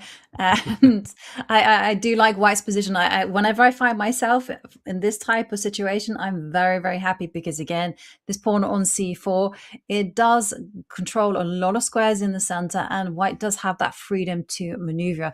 I'm still expecting knight takes knight, because I think if you drop the bishop back to b7, I don't know, maybe something is going to happen on with a knight on coming to b5 and something arriving on d6. Those are very valid concerns. And the one thing I would like to add after knight takes on d4, I'm not sure what happens after if White takes this exchange on a8. Scratch that. It didn't happen. Oh, wait a second. Did Yifan blunder? Bishop takes on c6 and not knight takes on c6, because, ladies and gentlemen, there's a major difference. If White takes with the knight and the bishop on c6 is only attacking the rook on a8. But if White makes bishop takes on c6, d takes on c6, and knight takes on c6, Black cannot take on d1 because of the intermezzo check on e7. Oh, well, it's really difficult psychologically to give up one of your best pieces. So I can understand why bishop takes c6 wasn't played. Instead, she goes for the natural knight takes knight. And now we have this situation where suddenly I would still argue that White is better. You can still do the plan of going b3 and just say that this bishop on a6 is not good compared to its counterpart there on g2. Or maybe you can go queen a4. Maybe you could be a little bit more active and start attacking points. And that's what she goes for. I like that. And I think that Alice, she probably saw both of the ideas. I'm fairly positive. She saw bishop takes on c6 or knight takes on c6, and I think that she just made a judgment call, evaluated that this position is a bit easier to play. It's an extra pawn. There's no risk. There's no exposed king. And yeah, here I think that Yifan needs to very quickly organize some counterplay. Queen c7, smart move there by the four-time world champion, because if White commits to b3, well, the queen on a4 is somehow out of the game now. Yeah, and she absolutely had to do b3 if she wanted to preserve that pawn advantage. So I wonder whether now the knight on c3, it is loose, doesn't have any defenders, whether there are any opportunities to go knight to d5, but queen to b7 played. Maybe she's got ideas of going knight to d5 and trying to simplify things, get the lines open in order for her pieces to infiltrate. Not the best move, though, apparently, queen b7. And I think it's not the best move because White is able to solve the problem of the queen by playing bishop a3, trade off the pieces. And here comes immediately black's counterplay, h5. I love this move because black is threatening something like h4, h3, expose the king. And, well, you're sitting there from the white's perspective. You're thinking, okay, can I play h4? But it also weakens your king quite a bit. So you see ideas like knight g4. Suddenly this knight is really difficult to get rid of, which, by the way, was played here by the Chinese grandmaster. And white has the advantage, but queen on a4, it's not doing anything. No. And we call this type of chess with h5 coffee house chess. You know, maybe it's not coming with engine approval, but it's certainly there, worth a punt, as we say. So a6, attack that knight out. Well, bishop takes knight. It is forced. You don't want to be dropping the rook. So then, I don't know, in this type of position, I got to say, I do feel that with the queen being so offside on a4, that black is actually seriously starting to get some compensation. An e5? Very big How far compensation. should one go? Yeah, the queen is still not in the game, and it's been sitting there since the opening, and the white king is exposed. Here comes black's counterplay, e5, f6. Where do you put the bishop? Bishop c1. Well, hang on here. Queen e4. Wow, that's a really powerful move there that black can play. How do you defend the pawn on e2? If only this queen from a4 could somehow teleport to f3, but last time I checked, it's not possible. No, this is not Star Trek. This is chess. Queen to e4. I love that move. You can't even go f3 because of this queen to d4 check ideas, and the rook on a1. It is tactically loose. So, I mean, the white king is just left all alone. Beautiful feel from the initiative from Ho Yifan. And I gotta say, what has impressed me about this match is how the two players just keep slugging it out. You know, victory, one person strikes back, and it's just completely unexpected here. So queen to e4 indeed played. Yeah, and the pawn is under a lot of fire. Queen e1 is such a sad move, but maybe you have to do this because if you play e3, you protect your pawn, you immediately sense, your spider senses tell you, well, there's something bad happening with those weak implied squares. If this knight can dominate the g4 square, it probably can also jump to f3 at some point, and it's going to be like almost 5 minutes before checkmate. Do you give up this pawn on e4? Do you seek some counterplay at the queen side? And Alice right now is taking a moment to think about her choices. Queen e1, the sad choice, but maybe she had to do this. Yeah, it did feel like she's questioning life with these choices. Queen to e1, bishop c1, the rook is still sleeping there on a1. Nothing is getting mobilized, whereas black is just rook takes c4, rook c2 is coming in the air. And you can never boot away this knight on g4. You really want to go take back with this pawn on h4, go h3, at least move that knight away. But you can't even do that. You can't do anything here. Difficult position. f3 is going to be queen d4 check. Yeah, it drops this rook here. And rook c2, as you said, it's a monstrous threat. And also I noticed one thing. None of white's pieces have left the first rank. Okay, there was this one brief moment when the white queen was on a4, then on a3, now on b4, back on e1. So far, it's a powerful display here by the four-time world champion Ho Yifan. All the black pieces are completely dominating the board, even though we have a material balance on the board. Rook c2, monster move. The pawn on e2 is under attack. e3 creates a lot of weaknesses. Watch out for the second rook coming in. Yeah, and actually, there's going to be a full-on pylon on the f2 point, right? If you ever go e3, the second rook is going to come in, the queen is going to come into f3. So this is why Alice desperately tries to exchange off some pieces and hope for the best. But sure enough, there goes rook. It takes e2. And you can get in a check onto d8, but that's just going to be a spite check. The players now, both of them under the minute. So there's always a chance to go wrong when the clock situation starts ticking down. Absolutely. The black king is sort of safe, but I'm trying to find out if there's some perpetual check ideas like get the queen to e8, attack this pawn. But I think the black can meet it with queen f5, and that's why here Alice Lee plays Bishop c5, just in case, a precaution move to defend pawn on f2. Watch out for some knight e3 tricks. Maybe there's going to be some checkmate ideas on queen g2. So that's why this bishop c5 deals with this. a3, just to keep the game going. But black has to find a way to win this, Yovi. Queen f3, maybe. e4, e3. It just feels a bit too much here for white. Yes, totally. But Alice, I gotta say, is finding some good moves to stay in the game. I really did like her bishop to c5 ideas, fighting against tactical ideas, knight to e3, as you mentioned. The bishop has been forced out. Now the knight can come to e3. Queen takes h5, king to g8. That was the killer. And Hu Yifan didn't find it. She had only 12 seconds left on the clock. Of course, she's still winning. Knight e3 surprisingly wins. Wait, bishop takes on g7. There's some counterplay here. What missed it? Yeah, white missed it. Just seconds left on the clock. And now comes knight takes e3. That is going to destroy the white defenses around the king. But Alice, she's still fighting. There goes another pawn. Knight takes h3. Queen takes g3.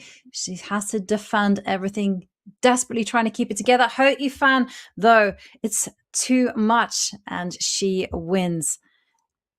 Strikes back. A beautiful game there. I gotta say, it's adventure all the way through, as we now see a change from Hu Yifan, no Petrov defense, and instead we are seeing the I used to call this the Gleck, but it's not the Gleck because the knight does come to e2. It's an old way of playing, which is where you just go d3, h3, king h2, f4. It was my brand of chess when I was younger, artists. I think Gotham Chess would be very happy about this opening because he's been popularizing the Vienna opening, e4, e5, knight c3 with this idea. Of course, Yavi, as you said, d3, f4, g4, f5, g5. Very easy game, of course, and black has maybe set up not the best response against this, and I'm pretty sure that in the coming games, the American player is going to fix it. Right now, I'm liking here Hu Yifan's chances. Everything is lined up for a beautiful kingside attack. Yes, and you can begin it right now. Chapter 1 starts now. f4. Why not? There's nothing stopping white from opening up those lines, and sure enough, it appears. And if Hu Yifan wins, well, then she'll go into the 3+1 portion with an extra point, because we just have 3 minutes and 14 seconds remaining of the 5+1. And then we move on to 50 minutes of 3+1. And if these games are anything to go by, we are guaranteed 50 more minutes of exhilarating chess. Yeah, and I think at this stage, it's fairly certain to say it's going to be a close one. It's going to be a very close match because so far, none of the players have had a lead more than 1 point early on. Hu Yifan opened up the match. Alice Lee equalized. Then she took over the match. And then once again, Chinese Grandmaster managed to equalize the match. And I feel that it's going to be a very, very close match throughout. Speaking about the last move by white, f5 was played, makes perfect sense. You close the center, you go for the kingside pawn push, g4, queen f3, queen g3, h4, g5. White's position basically plays itself. It certainly does, right? You just want to be steamrolling on the king side. But I gotta say one thing to your point. We know that Alice is a phenomenal bullet player. She's first woman, only woman to have ever broken 3,000 in the bullet rating. And Hu Yifan, she did rely on her bullet skills to get past Anna Muzychuk, but will it be a match for Alice Lee? And this actually indicates to me that what Hu needs to do is she needs to be building up a healthy point margin, at least going into the bullet. I think one game is not going to be sufficient for her. I suppose we are going to see. Here we do have a time control, 1 minute plus 1 second, which maybe is allowing Hu Yifan a bit get closer to Alice Lee incredible speed in the bullet portion. But obviously, all of this is still ahead in the match. I'm pretty sure we are going to witness a lot of exciting bullet games. But in this game here, knight f2 here, white is slowly piling up the pieces at the g file. Yovi, knight f2, I just love the last move here by Yifan. She's threatened to play knight g4. The white rook is about to play rook g2, rook g1, and something bad to black is going to happen here at this semi-open g file. Yeah, it's going to be all systems go on that line, as you mentioned, doubling up on the G line. So black has to find a way just to hold it firm. So black is probably depending on queen to h6. Oh, the evaluation bar was like, bad idea. But it's a very natural one. You know, you want to go f6, knight takes, and you hold the line, you know, hold the door. Yeah, is there some tactics here? Can you sacrifice an exchange on g5? Maybe this is why the engine slightly doesn't like it. There might be some other choices as well, something like human, like take with the bishop on g5, play rook g3, double the pieces at the g file and pretend that nothing is going on there. It might be that there's an exchange sacrifice, but do you really want to sacrifice an exchange when you're feeling you're doing much better? It does feel a bit like funny business to me here. So I would be, if I was playing with white, leaning towards a more controlled action. Yeah. Well, I think we all want to win in a very controlled manner. That's the nature of chess and perhaps human nature. But I gotta say, yeah, sometimes needs must. And if you know that the pawn on, if you can see actually that the pawn on h3 is covered, and it is very tempting to set up these rook takes bishop ideas and then pile on force f6. I would be swayed in that direction because at heart, I am a brute and I thrive in these type of positions. You know, rook takes bishop, rook to g. Actually doesn't go for it. She goes for the more controlled knight to g4, attacking the queen. By the way, did it work? Yes, it did work. Rook it takes, would work. Yeah. I checked with an engine. This rook sacrifice was working. I was not entirely sure how human was the idea, and I'm fairly positive that Yifan was looking at this opportunity, and she just decided she doesn't need this. And this is what really makes the best players in the world so good, because they're always very pragmatic. They see a lot of stuff. Sometimes the stuff that doesn't happen over the board. Here we see the black queen on f4 pins the rook on g3, but Yovi, I think that here white is going to play something like rook f1, remove the bishop, and where do you place the queen? Yeah, the queen doesn't have too many squares. So knight goes to f6, trying to trade off some more attackers. And by the way, this is going to be the final game in the 5+1 portion. After this, it's going to be 50 minutes of 3+1. And apparently this is not the most precise way to continue. It's a very natural one. I guess it's because the king can now just put on its marching shoes and off it goes. It's probably going to try and hide on c7 if it can get that. That's a very good point. And with the last couple of moves, I do feel that white has lost a bit of momentum, and Alice has set up a very good defense. The king on e7 is so well defended by the pawns on f6, f7, the pawn on e5. Right now, the black queen is attacked by a discovered attack here. Queen h6. Are we going to see some sort of a sacrifice here? Bishop takes an f7, but where's the follow-up? I mean, actually, engine says that this move, Yovi, is possible, but the line, I'm not sure if this is such a human line. No, I gotta say, if you didn't want to sacrifice earlier, I don't think you want to be going in that direction right now, because that does feel unclear with the queen on h6 covering the all-important g7 and also providing... she goes for it. Wow. Yifan says, actually, I sense it's the point of no return. Double exclam. Okay, king takes bishop. You're going to triple up on the g line and you're going to try to pile in onto g7 and infiltrate.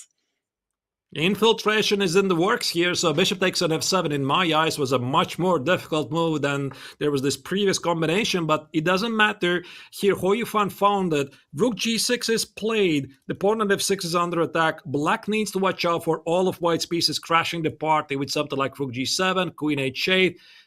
Now, where's the follow-up? Because, Yovi, you mentioned earlier the black king is going to run away for his life to the queen side. Is it going to happen here? King e7, king d6, run, Forrest, run to the queen side.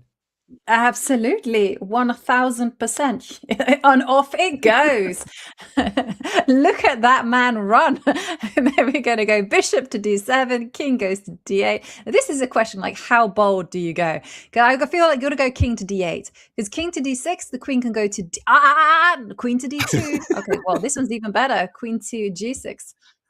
Yeah, and the way it keeps aligning the pieces for the attack, and the king is not feeling particularly safe here. There's, of course, the way to play king c5, king b6, and escape it. And according to Relation Bar, white is winning, but I do not see an immediate win here. Must be some, I don't know, deep positional thing here. The pawn on f6 most likely cannot be defended, though. Can you play rook f8? That's going to be a checkmate to the black queen with rook h7.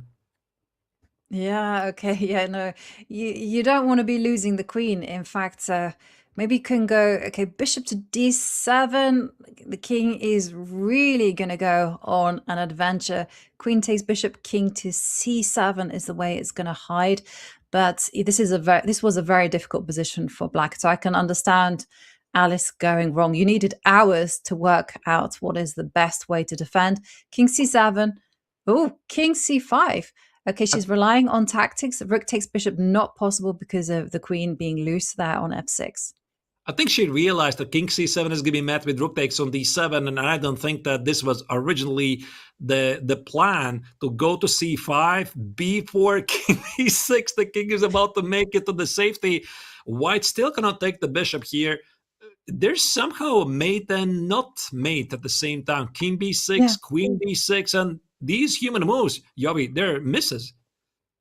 They're misses. And actually, I just checked the most natural move, actually not the most natural move, the way to continue is not to go b4, which was incredibly natural, was the first move I was looking at, but rook to g6. Introduce the other rook into the game. The queen slides up. And, well, this is one for the books because suddenly Alice could be turning things around. She's got ideas of going queen to f2, queen to f4 check. And if white isn't careful, there's also rook to h8, introducing a new piece into the attack. So that's a great resource right there. Yeah, I love it. I love it. It's rook h8. And I'm quite puzzled by the engine, Yobi, that this is somehow equal. Where's the draw even? I mean, white is up 2 pawns.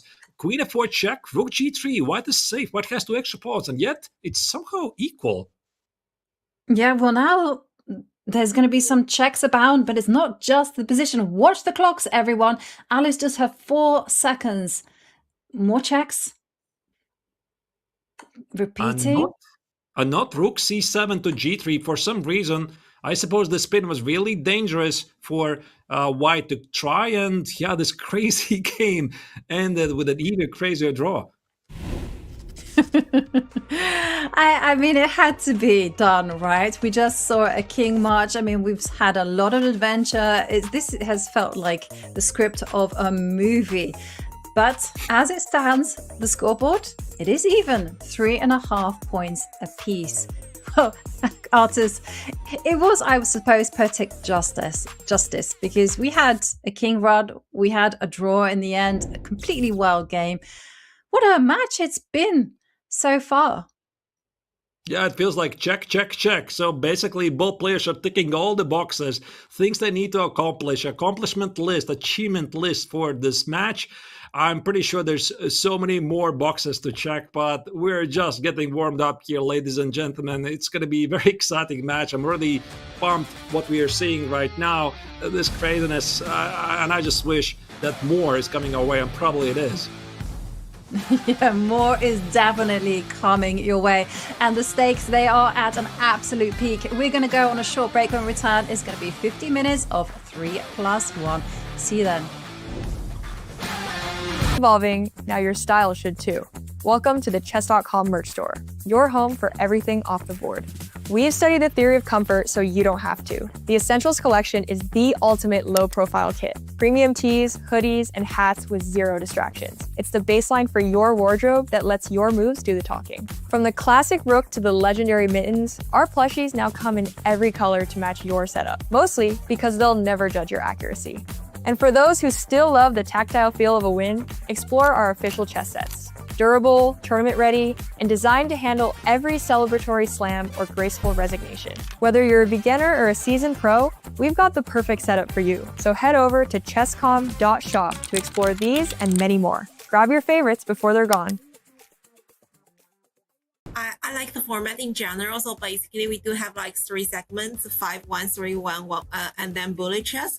I would say that for blitz part, let's say 5+1 or 3+1, we more or less play something similar. No matter it's LTV tournaments or maybe something online, let's say blitz tournaments. But bullet chess is something that before I started to participate speed chess, I've never played before. So I would say that this is probably one of the most exciting and interesting part to me. And that somehow makes me quite excited and expected for every year's speed chess. Yeah, but already for almost a decade, more or less, I think. At least a couple of years, right?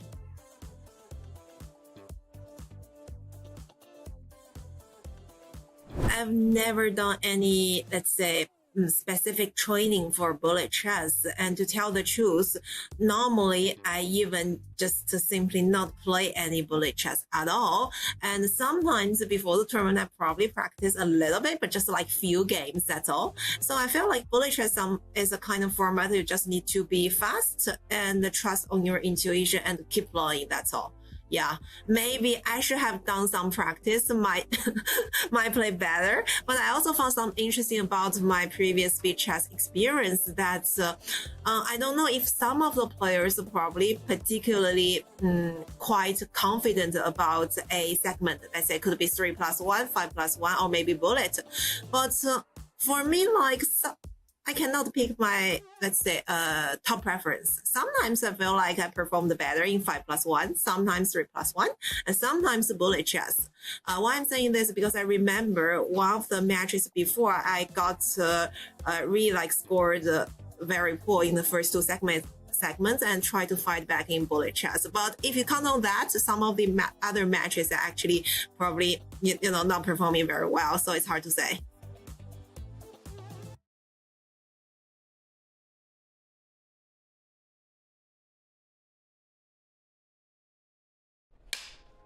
We want you to show us a chess trap on the board that not everybody knows. Okay. I guess I'll show one maybe from Catalan, not my most played opening. So white starts with d4, black replies knight f6. White goes c4, trying to control the center. Black plays e6. Here white goes g3, aiming to develop the bishop. Black controls the center back with bishop g2. We got bishop g2 for white, and then black plays bishop either b4 check or bishop e7. White goes knight f3. Black castles. It's just simple developing moves for both sides. Castles, and here black takes the pawn, and queen c2. And if black tries to defend the pawn with b5, white attacks black's pawn, and if black defends the pawn with the c-pawn, then white takes the pawn to try to win the pawn on c4, so black takes back, and then here white has to move knight g5, trapping the rook on a8. The only way to defend without losing material is blocking it, but then white has checkmate. Nice one.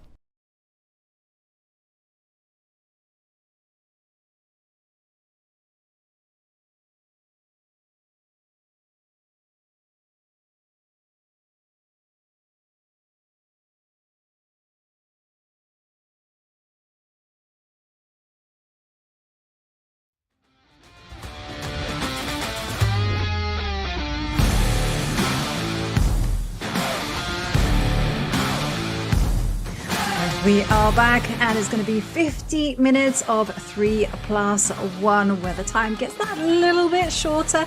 And the question is, it's even Stevens so far between Ho Yifan and Alice Lee in our final of the Women's Speed Chess Championship. Can they maintain the drama? Will someone get and maintain and extend their lead? Arturs, it's been such a dramatic match already, and now I suspect things are going to get even more spectacular. It's an even match. It's a fun match. And most of the games, Joey, they are decided in a time scramble. There's no domination by one player. Earlier in the match, I had a feeling that Yifan might run away with this because she was winning the first game. She won it. Also in the second game, she was really close. And then Alice managed to somehow stay in the match, equalizing every single time the score. Also at some point going ahead. And I'm just loving the pace. And what I'm really curious at this stage, Joey, is if there's going to be some changes in terms of the opening choices, because so far we saw quite a bit of Petrov defense from Alice Lee, from the Black's perspective, and Yifan was going for the Queen's in defense with the black color. And earlier, I think it was in the semifinal match, Yifan did change her strategy and went for a different approach against Asabayeva. Are we going to see it here? What do you think? Yeah, I mean, both these players are very versatile. Yifan starts stretching. Alice Lee just looks locked in, razor sharp, contemplating life, chess, the periodic table behind her, school. She's 16 years old, I gotta say. She doesn't go to school. She's homeschooled. She doesn't have any GM norms, but it's very much her focus to be as good as it gets in chess. Yeah. So she looks very focused right now, getting ready to the game. And in the meantime, Yifan is checking something still, feeling a bit more nervous, walking around. Maybe listen to some music. I don't know. Are you allowed to listen to some music in the background? You absolutely are. It's positively encouraged to listen to music. For Yifan, I got to say, it's also later in the day. So perhaps, some movement just helps her just remain focused, calm, awake as well. For Alice Lee, she's playing early in the morning. We'll find out. Will the early bird catch the worm, or will it be the other way around? The late night owl. And here the game is officially kicking off. We have another Queen's in defense and another ready opening. And now here Alice switches over to d4, a3. Okay. The Petrosian system against the Queen's in defense. I mean, this used to be the pet weapon of the formidable champion Garry Kasparov back in the day because it gives Black some interesting dynamics. Obviously, ever since theory has moved on, G3, G6, this is some kind of a modern touch, but Jovi, are we going to see some battle for some central squares? Knight d4. You say it, and your wish is granted as the knights jump off the board. And now the big question is how to evict that bishop away from e4. You kind of want it to get it off. And I've seen ideas such as the bishop posting up to h3, knight to d2. Will we see more of that as e5 is about to make an appearance? But for Alice, she's just expanding as much as possible on the queen side first. Yeah, b4 gaining more space, and here comes Black's contemplate, a5. This allows Black to activate the queenside rook without making any single move.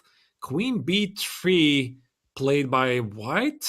Our dearest friend Stockfish doesn't like it. The idea is that Black could open up the a file, play something like rook a7. Queen b8 looks very logical. The Black queen stands really nicely on b7 and applying some pressure on this long diagonal. Yeah, I do wonder whether it's the chance or the time to actually start first up exchanging. And if Black doesn't go queen to b7, shouldn't White maybe go bishop to f1 and knight to d2 and again try to remove that bishop? Or maybe this is just simply too slow.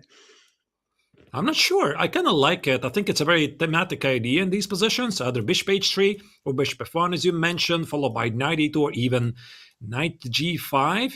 And here after queen b7, maybe this is the time when Alice Lee can do this, play either of the moves, bishop h3 or bishop f1. The knight is well defended, but no, she opts for rook a1.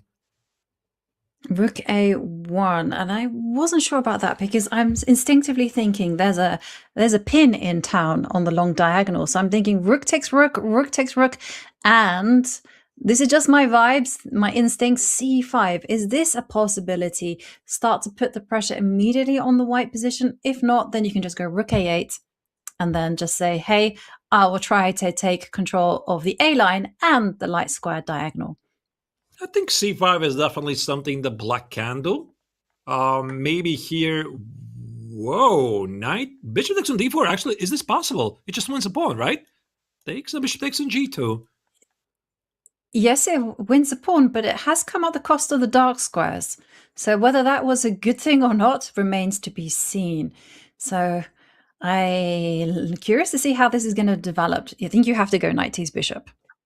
Yes, and you give up the light squares. What about f3 here, trapping the bishop, so it goes away to h3, e5. Wait a second. Yifan just blitzed this out, and here comes knight b5. Rook a7 is incoming, and black's queenside is just falling apart very quickly. Yeah, and it is falling apart with great speed. Queen to e3, followed by queen to g5. I mean, queen to d3 is also another possibility. You zone in on the d6 as the target. That's exactly what Alice has done.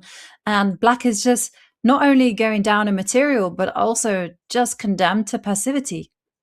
It's amazing how things escalated quickly. Yeah, so black was suddenly up a pawn, and there you go. White took over the game and goes for a counterattack. And this bishop e6 was a defensive move by Yifan, but she is now in big trouble. Queen a8. Of course, you try to go for some sort of a active plan with queen a1, bishop h3 maybe, but is it going to be enough? Well, actually, she's just saying no check on a1, no activity at all for you as she drives that queen away from its active point. Remember, queen takes d6 is still very much on tap. She can do it right now, but she does knight takes d6 just in order to make sure that the c4 pawn is covered. And here we are going to see, you can do rook takes rook. That's completely fine. And you can just enjoy the extra material and also the fact that the black king is stuck in a kill box. What about b5 here? Is this not trapping the queen? And it's happening, by the way. b5, queen c5, bishop e3. Black is dropping the queen, and judging by the speed, how both players quickly executed this, I think that they quickly realized this. Now white has a lot of extra material, and if there's something that can save here the four-time world champion's position, it's a fortress. And precisely for this reason, white plays c5 and make sure there's no such thing. Yeah, that's such a classy move to c5. Just making sure that the queen is going to get mobilized. Knight takes c5 would have allowed queen takes e5. And now the b pawn, it is a runner. But hang on a second. How easy is it to win as we see c4 being played? The knight on d7 is a great defensive piece, I've got to say. And isn't there knight takes b6? And the players just playing so quickly now. I think there's already a winning continuation here. Knight f6 and queen b8. Queen b8, what a massive idea here found by Alice Lee, and this was a beautiful tactic which she spotted instantly on seconds. And now, ladies and gentlemen, I don't think this is a fortress anymore. The queen is clearly superior to black's two minor pieces. Of course, here Yifan is going to attempt to set up the fortress, but I don't think it's happening here. No, it's not going to be happening at all. The queen is working her magic across the whole board. And the fact is that white does have an extra pawn there on the queen side to start advancing. Knight takes, and you can just flick in a few checks, and you've got ideas of going f5 and just make sure the two pieces, the connection between the bishop and knight is disrupted. I just wish they would somehow get to an endgame where it's queen versus bishop and the knight. Because I've had a chance to practice this myself in an over-the-board classical game. And I gotta tell you this, Yobi, it's really difficult to win. So it's a winning position, of course, but black has this amazing fortress idea. But there you go. Black just drops the knight here. We're not going to see that. And Alice Lee, once again, goes into the lead of this very, very exciting match. Okay, and if past history is anything to go by, we've always seen Yifan strike back. Or will it be now that the times control is at 3+1, where we might see Alice extend that lead with bishop to e7? So we've seen a complete move away from the Petrov, no e4, e5s, and now we're going to get a close position, but of a different nature. I suppose it does make sense, yeah, because they prepare different kind of openings for different time controls. We saw this in the semifinal match, at least for Yifan against Asabayeva, where she was going for a different kind of Sicilians in the 5+1 portion, then switched to 3+1 to something else. And in the bullet, again, there was a change of the plans. And I think all of this is done prior to the game. Wait a second. Did Alice Lee just blunder e5? Yeah, we watch this out. The queen on d7 is not defended. No, and Alice perhaps was relying on this tactical point to keep her hopes alive. Otherwise, that bishop was trapped. And there we see Yifan. She's going to pick up that material. The d pawn falls. And what a pass pawn that is. In Grunfeld circles, they've nicknamed it Delroy. And look at how many squares it controls. And now, of course, you've got to defend it. The bishop can come to f4, and you can post up with a knight to d5. The rooks are going to be taking control of the open lines. And difficult position here for Alice. Yeah, white is definitely having a lot of fun, which cannot be said about black. And that's why here comes g5. Seeking some sort of a counterplay. The big idea is bishop e5, rook e5, collect the pawn on d6, and of course, white would love to keep the pawn on d6, but apparently it's not possible. So I think so far Alice Lee is doing really well. She would be very much interested to trade the pawn on g5 for the pawn on d6, which is happening. According to an engine, white is somehow strategically winning, and Yovi, I suspect it has something to do with the poor placement of the knight on d6. Otherwise, white is just up only one pawn. Yes, and the fact that the rooks are going to be infiltrating into the black position pretty quickly. So we're seeing Alice there go f6. The rook is definitely going to be coming into d7. So that's why Alice is fighting hard to prevent that penetration. But there we see it. That knight has to move. It's been chased around the whole board. Now, the big question is, can you just go rook to d7 right now and just go rook to c7 and just infiltrate? It looks very, very tempting. I think this is something I would consider myself if I was playing with white. The other option, of course, be pragmatic and play g3. There you go. Rook d7 was played here by white. 95. Wow. That's a great idea here by Yifan. She's threatened to play knight f6. And guess what? It's a checkmate threat.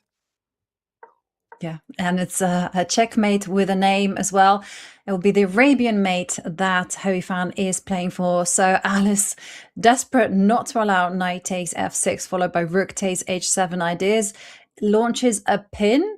But that is actually not going to be helping the situation too much, because now you can do your plan of going g3. You can just lock that knight out, or you can just collect some material and go knight takes c6, f6. G3.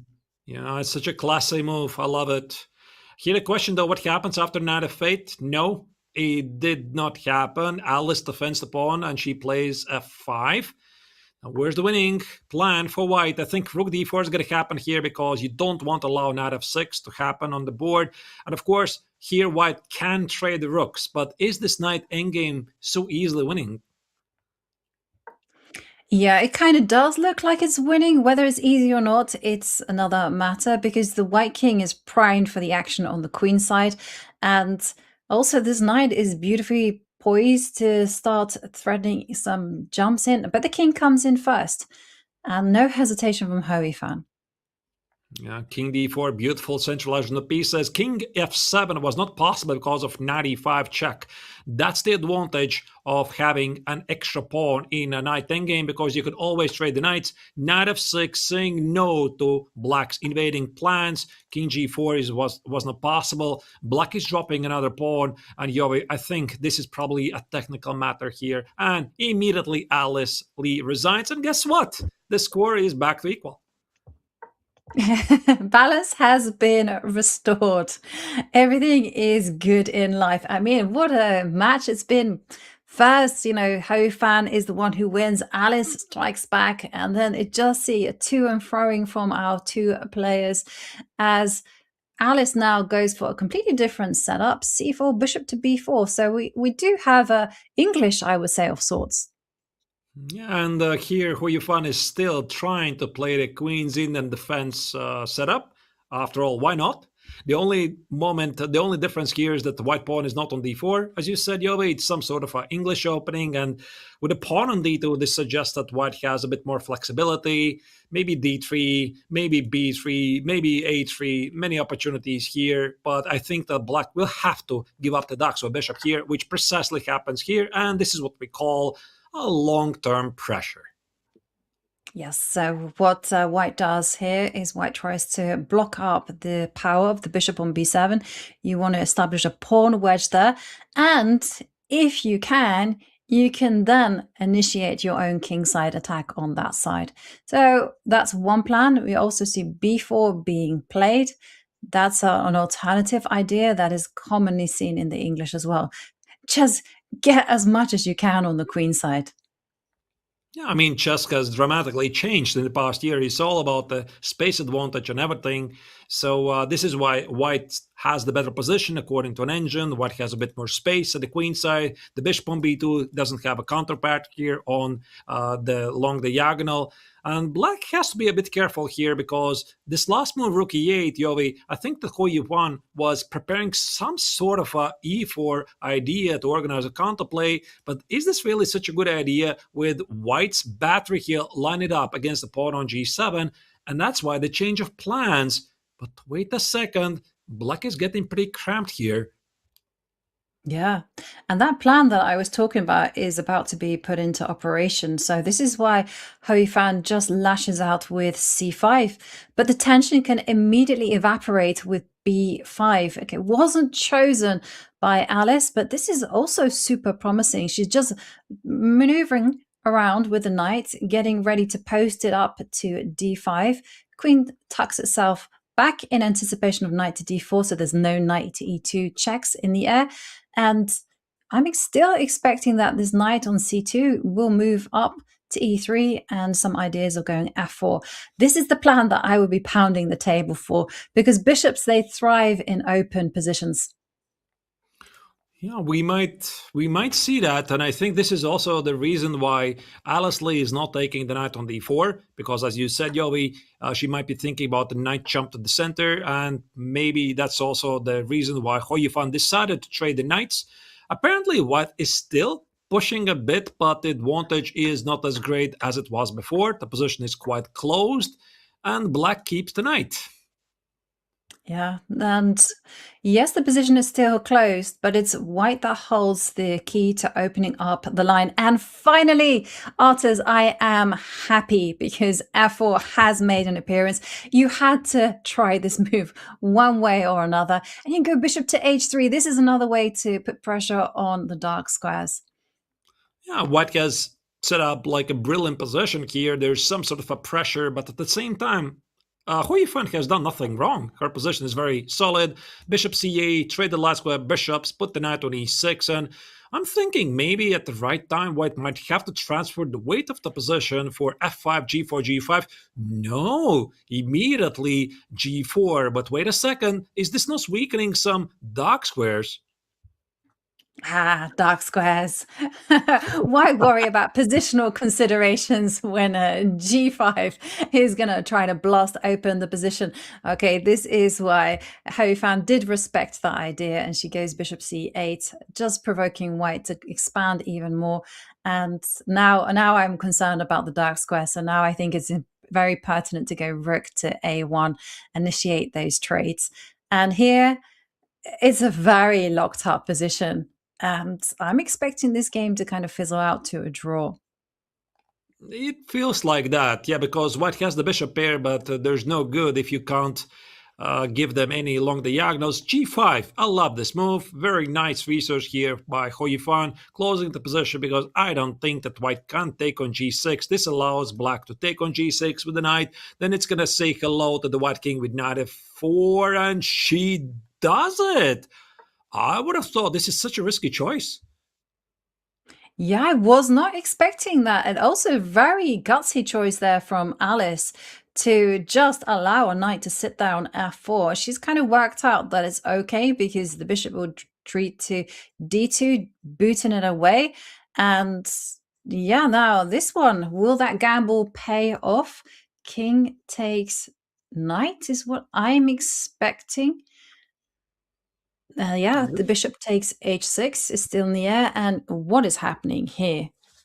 Probably still something really balanced, and I really love the fighting spirit of Alice Lee because she took a lot of risk to keep the game going. The position was being locked down, and now she's down a pawn, but because of the darks with bishops, I think that white should be safe. I would not go as far and say that this is a dead draw, because watch out for g4, queen h4, queen d8, or even if we trade the queens, this darks with bishop can potentially pick up some of black weaknesses. Yeah, I also wouldn't say it was a dead draw with those opposite color bishops. With the queens, though, the chances for perpetual are quite high as king comes up to f7. But that's a great move there from Yifan, as the king is very much needed in the center just to cover those infiltration points. Can you play king e7 there because you see some bishop g5 stuff? No, there's queen f3 check gonna be at some point. Hang on, queen h7 check. Black has to play already king e8, queen g6, king d7, queen h7. Is this gonna be a draw?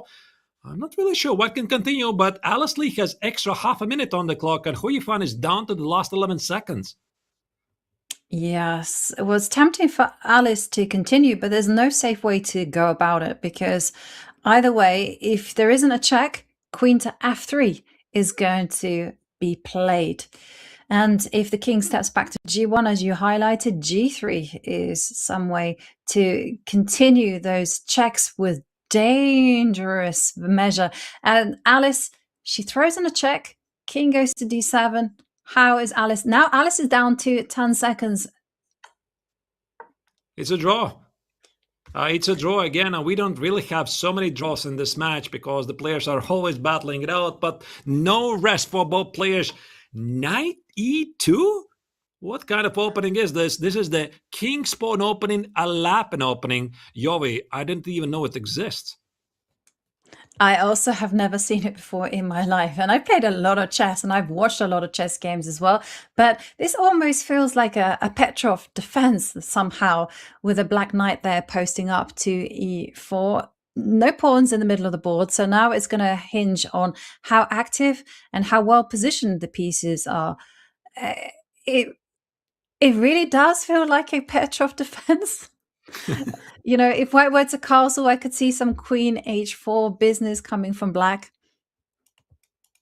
Yeah, if white castle's short, definitely that's an opportunity. Here first also, Yifan needs to answer a question. Does she want black to eliminate her Lasquet bishop? Because without this Lasquet bishop, you're not really having any real kings in attack. And I'm wondering, what's the reason behind his second move, knight e2? Was she suspecting that Alice Lee might go back to the Petrov defense? Because in the very first game, in the 3+1 section, she did play the Sicilian, right? And then she had some troubles in the opening phase. And maybe as soon as Yifan saw Alice Lee going back to the e4, e5, she was like, hang on, just a second. I don't want to play Petrov again. Let's just invent something new. And knight e2 it was. Yeah. And yeah, who will know? We'll have to ask Yifan, or whoever wins the match will have to ask their thoughts on the opening choices. As we see some trades in pawn structure. Okay, yes, black has double pawns, but does have the B line as compensation and very mobile pieces. Queen posting up. I'm thinking of ideas such as rook to b4, a rook coming to d8. And suddenly it's not easy for white to untangle the queen side. I like black. I like black more, to be honest here, because I always have prefer piece activity over a healthier pawn structure. And this pawn, of course, the pawn structure here, the queen side, it sort of favors white, but all of black's pieces are standing perfectly. I really love your idea, Yovi, that you mentioned this rook lift potentially to the king side. It might involve even some sacrifice on h2, lining up the heavy pieces at the h file. And at the same time, white, first and foremost, needs to solve the problem of the development of the queen side, because the pawn on b2 is under attack. White cannot develop the bishop yet. No, it's not going to be easy. And I also got to say that this knight standing on c3, that's the main culprit. If it weren't there, you could go c3. So I'm expecting bishop takes pawn is in the air. So Hou Yifan offers to repeat the position. I think Hou Yifan will be very happy with a draw. But Alice is the one who has the momentum, has the flow. She does repeat. And we have a threefold repetition, and that's our third draw of the match. Okay, we're going to see another game before the players go on a half-time break, and it's already on our screens. It was a bit surprising decision, because I would have thought that the black had a very, very nice position, but maybe it's part of the match strategy. Perhaps you feel a bit more comfortable eliminating one more game with the black color.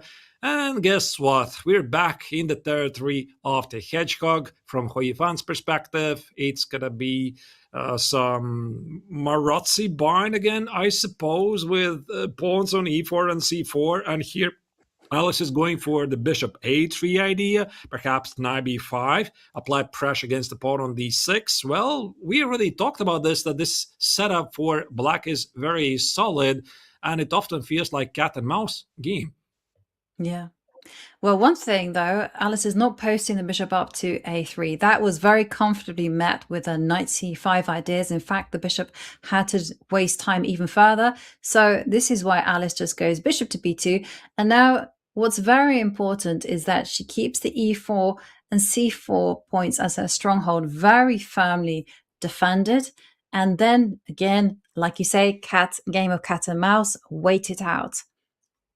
Yeah, black is just setting up all the typical moves, so I think that so far the four-time world champion is not even making any of her own moves. This is literally what she did when she played the setup the last time. Knight a4. So here white is trying to organize some sort of a counterplay against the pawn on b6, queen a8. Very classic counterattack against the pawn on e4.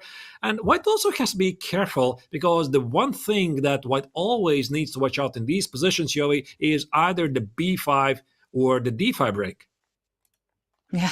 And we're seeing the black bishop snake its way over to d8. I did wonder whether it would post up to c7, but I feel like that's a little bit too much. The bishop is needed to defend the black king. And now after the trade of knights, some pause there from Hou Yifan and captures with the b pawn. But here, I got to say, I do quite like white's position. Bishop to b2 is going to happen. And I'm looking at ideas such as e5. Obviously, it can't be done right here, right now. But maybe that's why knight to d7. Some nice defensive footwork there from Hou Yifan. And I suspect that there's going to be a big fight for the central d4 square in some way. So I think this knight e7 is like a preparation move at some point. Maybe not immediately, to trade the dogs with bishops. Then potentially play e5 and park the knight on d4.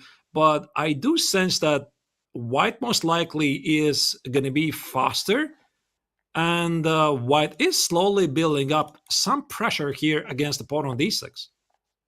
Yeah, and just note how she's covering the protection of the bishop on g2, rook e2, and now she initiates that trade. I wasn't sure whether that was strictly necessary. Maybe she could have gone for bishop to c3, but okay, as it stands, the trades have happened, and now you have to keep a close watch on the pawn on e4. And the pawn on e4 is hammered big time by three black pieces here. Is black going to play the queen side, a5, a4? I think also very often in these positions you want to play e5. and get the knight on d4, but I'm kind of concerned that white might go for f5, h3, g4, and g5 idea, and direct attack could be really unpleasant. There's the answer by the Chinese grandmaster. She plays a5, seeks the counterplay with a4, and what do you do if you're playing with white? Do probably a counter-strike in the center. Yeah. And again, some instructive play there from Alice. She doesn't panic about this a-pawn marching, doesn't block it up, and instead just allows it to happen, saying that absolutely nothing dangerous will be happening on the queen side. I would be tempted, as how you found, just to, again, open things up, but we're seeing Alice is the one. One thing that I've noticed about Alice's play, time and time again, she's not afraid to break the rules. You know, I would never have advocated for b takes a4, and yet Alice is going for it. This is a very interesting observation, because I already noticed this, just like Yovi. I think it was one of the first games when Alice pushed aggressively those queenside pawns and created some weaknesses. So, yeah, she doesn't have any reservations for making bold moves that might create weaknesses behind her. And I think she's just a bit more concrete player, or maybe it's just how the younger generation plays right now, working a lot with chess engines. Us, the older generation, Yovi, who study the books, sometimes we are wondering the moves the younger generation is playing, but, well, as long as the engine supports, who are we to judge? Yeah, exactly. That is definitely something. I mean, we grew up literally reading things in black and white, and there was very fixed ideas as to what was and what was not permissible, you know, and having a bad pawn structure was definitely frowned upon.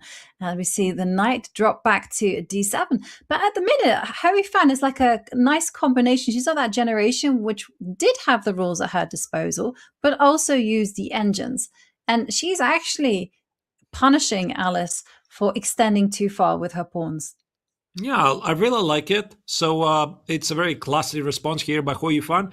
The knight on d7 deals with white's most active piece, and the knight on e5, not only it's the most active piece, but it was defending the pawn on c4, which, by the way, now is simply dropping. Did Alice Lee forget about this pawn, or this was a pawn sacrifice? Rook b7, queen d5, the rook on b7 is hammered, the knight on f3 is pinned. Yifan is taking over the game here.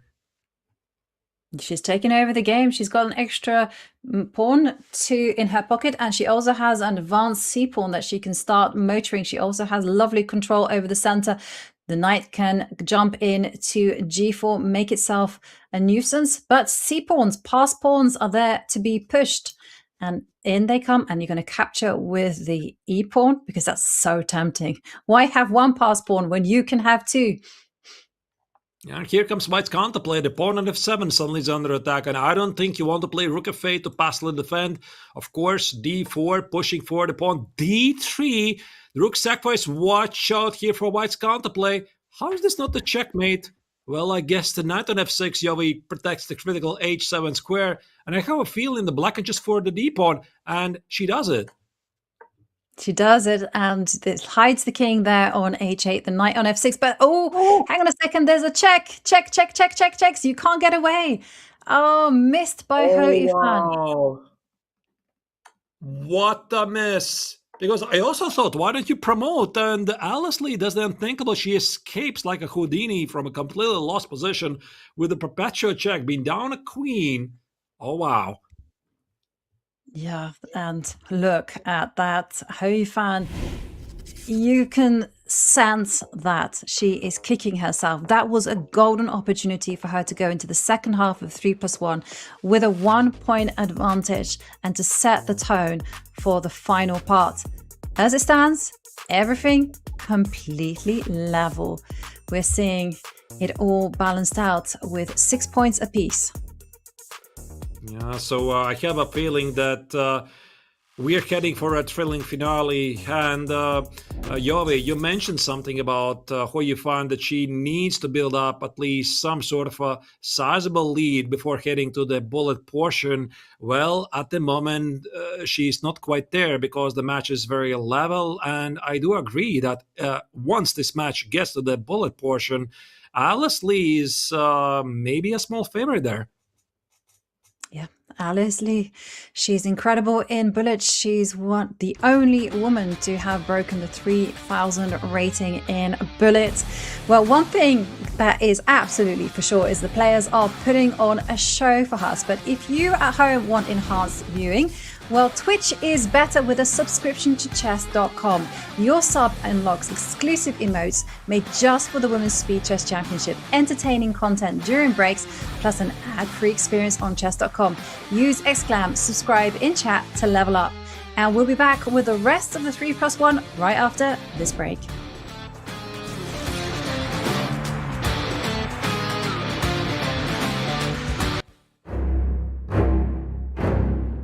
Can we get it? No. Why? You have way more pieces than me. You're already This is my massive. first You're already one. massive. Play me for it.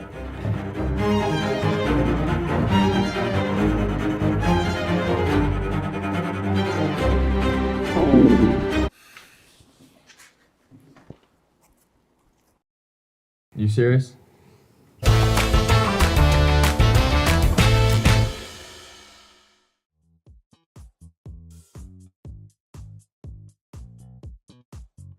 I don't know, like a recent one is that I can play any opening, because before I'd just like be very sure that like I need to look at a line for like 10 hours on end, but now I'm like okay, I guess I just like need to look at it for maybe like an hour or two, and then I can play it, and that kind of, I suppose, has helped me diversify my opening repertoire, and this is, I guess, even more the case for faster time controls.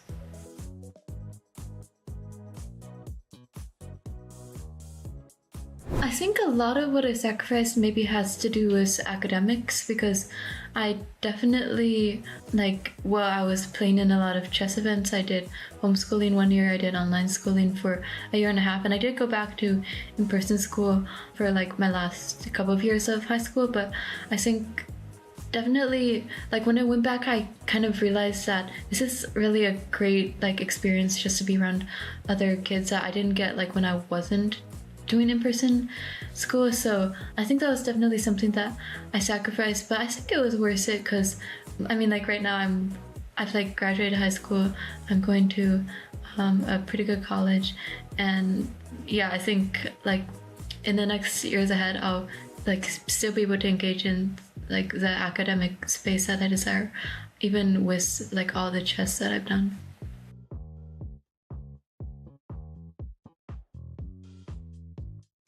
I guess, like, during my younger years, I didn't really engage in the chess community as much. Of course, I went to the local chess club, and there were definitely like a lot of really nice players there, but I don't think I really like formed any social circles.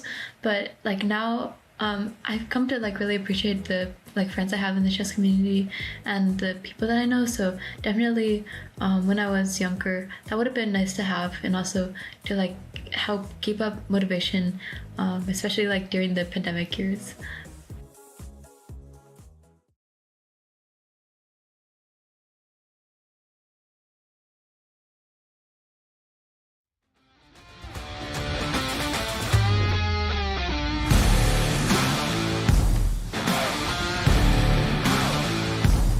We are back with the 3+1 in the big final in the Women's Speed Chess Championship. So far, nothing separates Ho Yifan and Alice Lee. Big question is, with the rest of the 3+1 on the horizon, is someone going to take the lead? Artists, it's already been such a show by our players. We've had a lot of exciting chess, a lot of dramatic time scrambles, some fantastic saves from Alice Lee and Ho Yifan. I mean, this match has had everything. Yeah.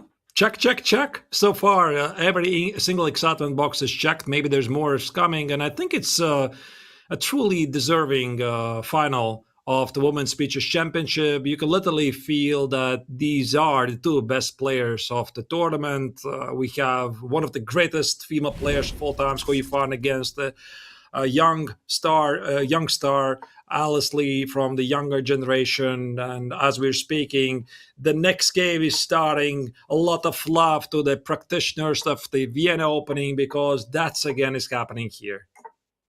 And it worked a treat for Ho Yifan earlier on in the match. And the formula is pretty simple for white. You just want to tuck your king onto h2. You want to solidify the center and you want to be going f4. Come on, Ho Yifan, do it now. f4. The position is crying out for this move. And sure enough, it appears. But Alice looks like she did some homework during the break because she struck back with d5.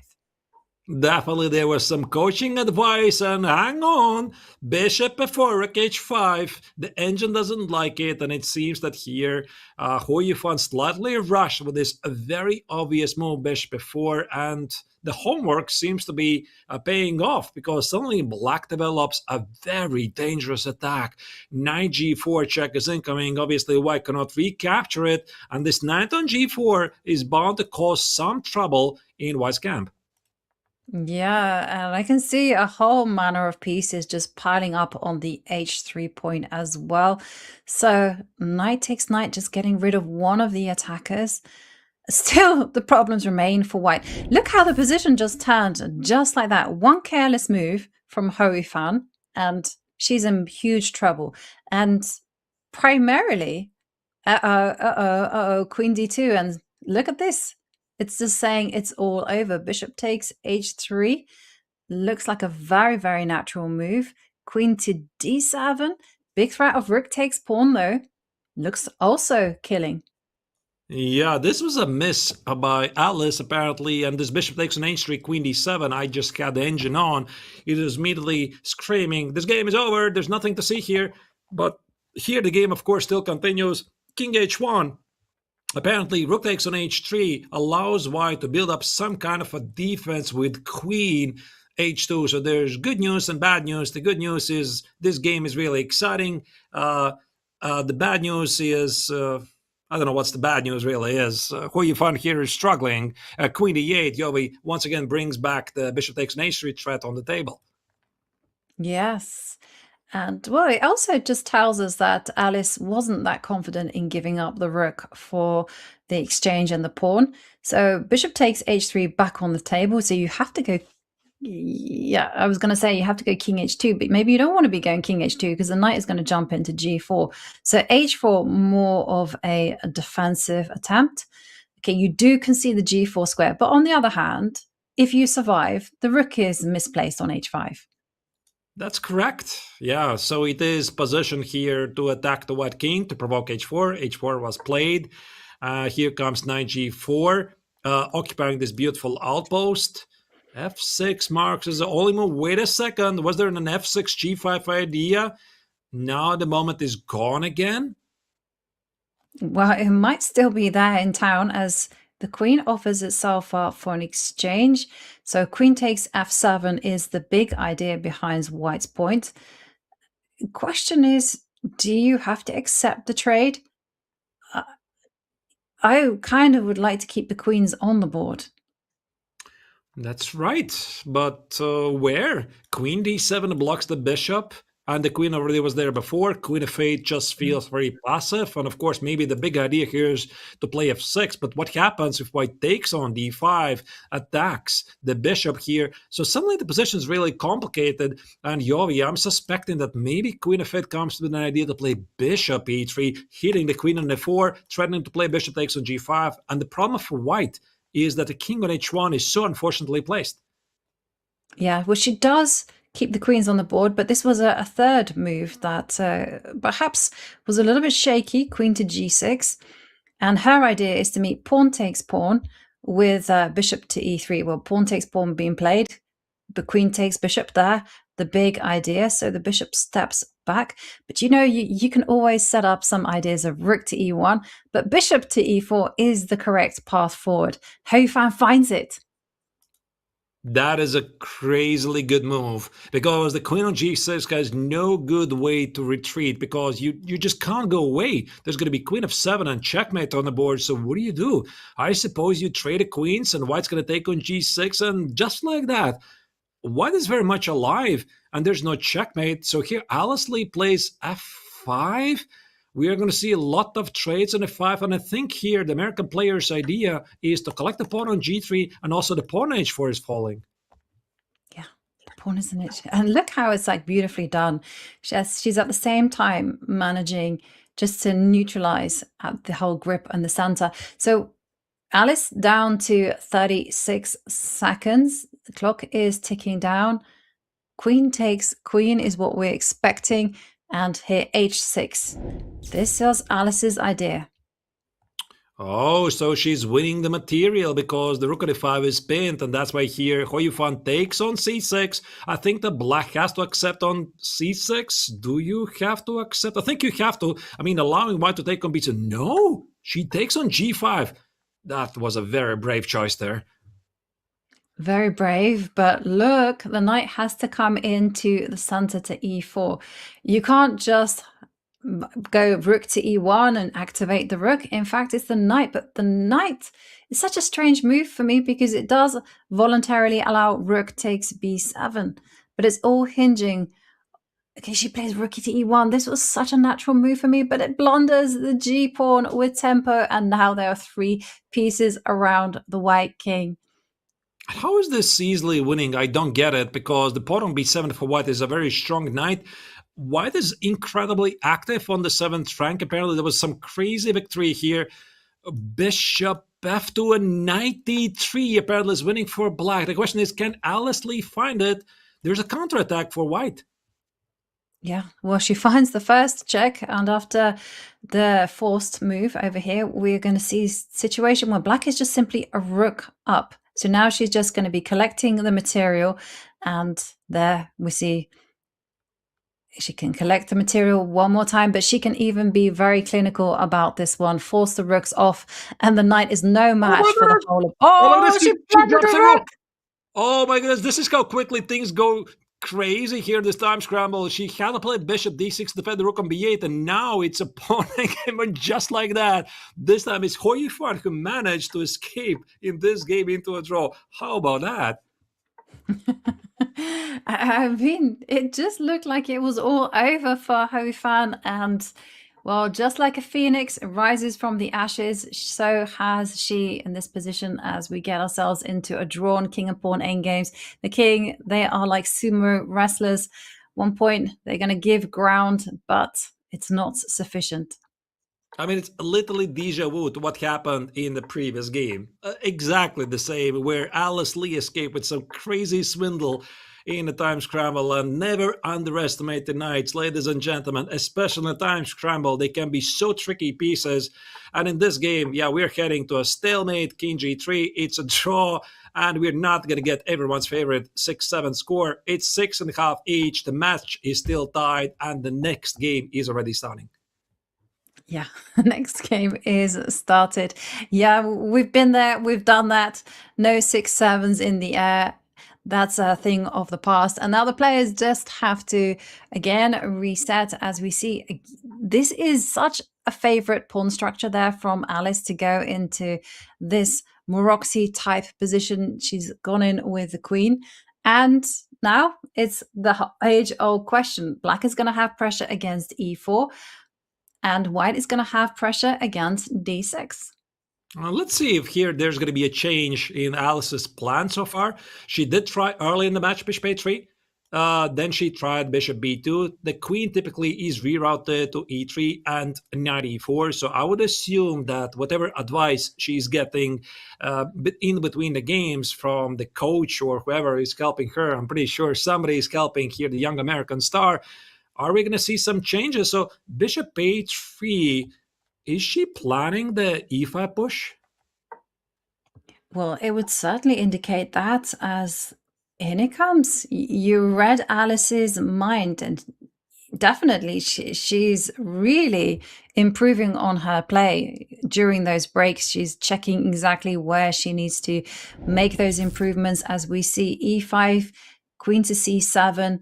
Black is just ready to overprotect the bishop on b7 and to take control or challenge the d line. And apparently white had to include the queen trade before, because then she would have a very nice control of the c6 weakness. So that's why here Yifan smartly kept the queens on the board, queen c7, queen b7. Now white no longer can control this critical square here. So the queen very nicely protects it, and the position is level.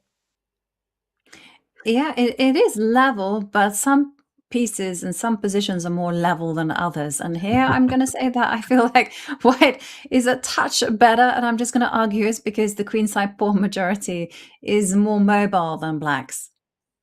Yeah, I agree with that. I mean, white pawns are rolling forward quickly, but are they now? Because suddenly black is also able to organize some sort of a counterplay, maybe against the pawn on c4. I'll be thinking, can I play queen c6 here, attack the pawn? There you go.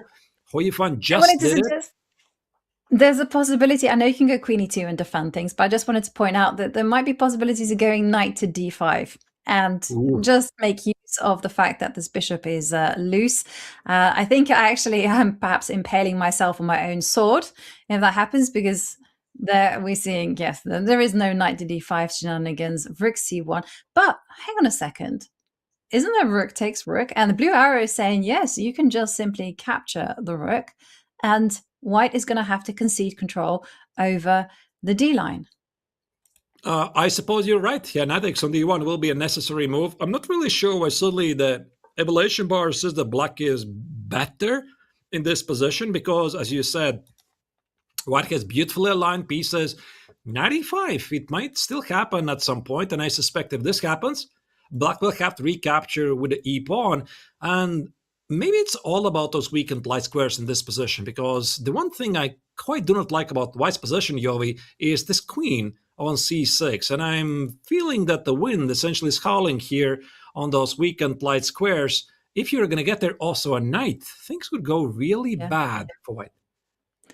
Yeah, and I do like this move by Yifan, because there were ideas of knight d5, knight f5 in the air. Perhaps this is a move inviting white to repeat as the queen. She's been asked to move one more time. I agree. I don't think you should step back to c3, because then your move of queen to f3 is definitely in the air.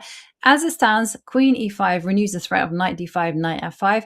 So question mark. The engine is so harsh, but very natural from our players.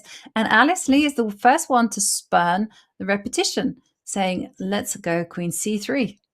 And she's immediately rewarded, because Yifan made a mistake here, rook c8, and I think here knight g4, so it looks like a very good move, applying a lot of pressure here. It is played. Bishop e7 is necessary, otherwise black will be simply checkmated on g7. Now white is going to park the knight on e5, and somehow it does feel that white has made a progress with the last moves, Yovi. Knight g4, knight e5, and the knight on e5 just does a better job. Yeah, and Alice actually eschews that opportunity, doesn't, as we expect, put the knight on e5, but instead improves the queen. What is the plan? Okay, she wants to maintain that pressure. Aha, she's been sneaky and saying, I still want to have my checkmating threat against g7. I just want to remove that important defender. But here, I'm going to say that it's actually going to be very difficult to utilize this pawn majority that I was raving about on the queen side. You can't ever go c5, because after pawn takes pawn, you're left with what could be potentially a weakness. Yeah, and she does go for it. This first move that she played, bishop d4, I think her idea is to reposition the bishop on e3 and then go for the pawn majority here. And apparently with the last couple of moves, Yifan is misplaying the position a bit, because there are some weaknesses in the position. Queen e3 was an idea, apply some pressure. h4, I'm not sure I like this move. Wait, she stopped bishop g5 idea. That was the big idea behind the last move. And now what? 10 seconds for Yifan. 10 seconds, and she's had to utilize the king as well in the defense as she steps up with the monarch to cover some squares, and queen goes back, hit on the pawn on b6, so b5. Well, okay, suddenly white's making big progress, and now the rook can post up to c7. Things are really sharpening up for both sides. There was some background issue. Yeah, there was a background issue, bishop f6 followed by rook t1, queen f1. This literally happened on seconds, and I don't think that... wait, where do you put the rook on c8? You go rook to, yeah, you can't go rook to h8 because rook comes into d1. It's going to be checkmate on h1. And Ho Yifan wins this game and takes the lead. We're going to have another game because we still have 3 minutes and 43 seconds remaining of the 3+1 portion. But wow, I mean, it looked like Alice was the one pressing, and then just went wrong. Yeah, this one move, this queen d5, queen b7, and suddenly White was punished because of the back rank issues, and all of this, like as usual, as we're seeing in this final, it just happens on seconds, and the players don't really have the time to think about all of what happened before, because the next game starts, we have another Vienna, and who knows, maybe more players after this final will start to play more Vienna opening. After all, why not? It gives you a very interesting dynamic chances. At least it's not Petrov. Maybe that's why it's not Petrov. That's why here Ho Yifan decided to switch to the Vienna, because knight f3, Black has this very unfortunate response of knight f6. Yeah, anything but the Petrov, please. As we see f4 being played and the counter-strike of d5 on our screens. And Alice got herself a very comfortable position earlier on in an earlier game. And that was all kind of hinging on a rook coming up to e5 and swinging over to h5 and attacking the sensitive point of h3. But as it stands, it's white to play. And yeah, I mean, the thing is, though, if you go f5, you saddle yourself with a bad bishop on g2. Maybe you have to play f5, but this is going to allow Black at least to trade the queens. And I think the entire purpose of playing f5 on g4 is that you want to go for the kingside attack, but without the queens. Is there an attack? And the idea that you mentioned, Yove, this rook lift to the h5, I think that Ho Yifan has very bad memories from the previous game when this happened. And that's why here she goes for something else. First take on d5, now take on e5, play d4, but apparently Black is very much fine, maybe even more than fine here. Yeah, and the first thing that I would be thinking about is Black would be rook to h5. Again, attack that vulnerable point. You're relying on the rook being nicely covered by its assistant there on d5. So what is going to be the response? But knight to e3, okay, makes a great deal of sense. You force a trade and you get the bishop pair. White, I think he's going to have to commit to bishop takes on e3, but then there's some problems with this weakness on g3. Also, Black is getting both bishops perfectly aligned against the white king. Queen d2, the trade happened. Ancient actually was preferring the queen d3 move, but I think what happened, the game made a bit more sense. And Alice, again, is having the better position with the black color against Ho Yifan's Vienna. Yeah. And this is going to be the final game of 3+1. As we see, we are ticking down to the final 30 seconds of the match. And Ho Yifan saying, yeah, well, I might not have the bishop pair, but I do have rapid development in the center. So if you can just start trading off all the minor pieces, then everything should be holdable. But bishop takes a2. White is really in danger of losing that pawn. So you have to go b3. And it's played here by White. I was actually not entirely sure what is wrong with also the move a3. I suppose there were some immediate problems with c5. And the evaluation bar says that White is slightly worse. But to be honest, I think that White is just fine, because knight f4 is incoming. More trades will happen, and maybe Black has some phenomenal advantage, but never ever underestimate the knight. So if I would have a choice in any time scramble to choose a bishop over a knight, I would always choose the knight, because it can do so much damage. Absolutely. Those are wise words. Knights are so crafty. And I think I heard you say at one point that it's unpredictable. You don't know whether it's going to go sideways, backwards, front. You just can't somehow anticipate, especially when you've got no time on the clock. So the queen setting up a pin, and a4, b4 being the response. Still, I'm going to hang on a second. We might have preferred the knight, but this is apparently a huge blunder. Bishop takes knight. It drops the pawn on a2, and both players, no, I stand corrected. Both players did not notice this. Maybe white noticed this, but black did not. And again, it's an opportunity, and I think this time Alice is going to notice this. Is she going to notice this? That's the question. Well, you have to somehow just shake off that prejudice that we all have, that a bishop is better than the knight. So here, didn't spot it. And instead, we are seeing this position on our screens, Yifan, just down to 42 seconds. But it is very natural, actually, when you think about the weaknesses on the queen side, that you want to post up a queen to d5. But but it does involve giving up this bishop on c7, and maybe Alice really likes her bishop because, I mean, in this particular position, of course, the bishop seems to be the stronger piece because the knight on f4, apart from defending the king, it doesn't do anything. There you go. Now she played bishop takes on f4 and queen e5, but unfortunately for her, it comes a couple of moves late because white already played a3.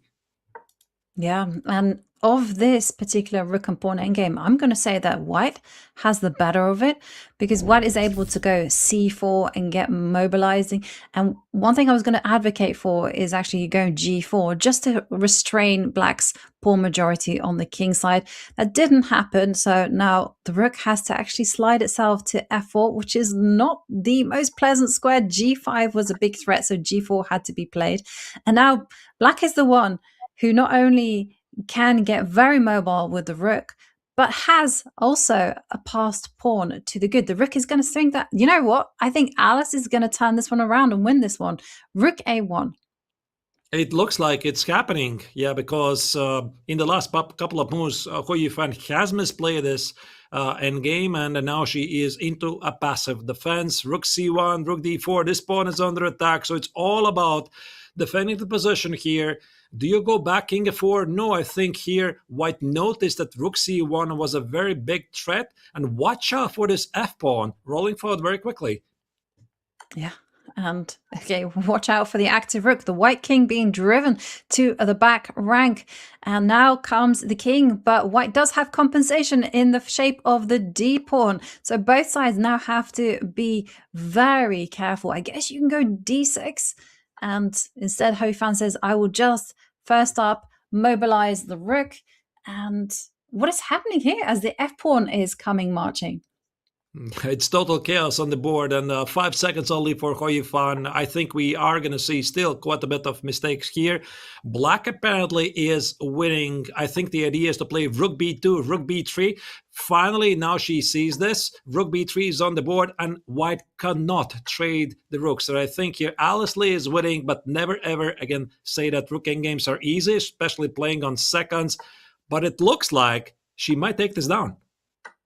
Yeah, and she will level the score to 7.5 points apiece if she wins, and she'll go into the bullet portion with a win in her sails. Okay, now queen, and there's going to be a skewer, and that's going to pick up a rook. And Alice, she strikes back. And Yifan, not necessarily happy with herself because that rook and pawn endgame looked like it was under full control, and then she just lost her way, and Alice getting that much needed point.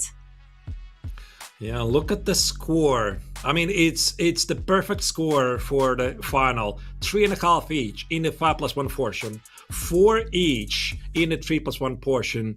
Are we going to see the same in the bullet segment where 1+1, where supposedly Alice Lee is a favorite? We are going to see, because again, this is not your classical bullet, it's 1+1, and so far this match, Joey, has been very tight. It's been very tight, very close. It's been a perfect show of chess. And after this event finishes, if you're on the lookout for more chess, well, have no fear, because you can watch Magnus, Hikaru, and the world's best battle it out for a massive $1.5 million prize pool at the Esports World Cup in Paris. The action runs from August 11th to the 15th, but heads up, the grand finals are officially sold out. There are only a very limited number of tickets remaining for the earlier days, and they are going fast. So type !EWC in the chat and use code CHESS15 to get 15% off the last remaining tickets. And on that note, we'll be right back with the 1+1 in a short while after this break.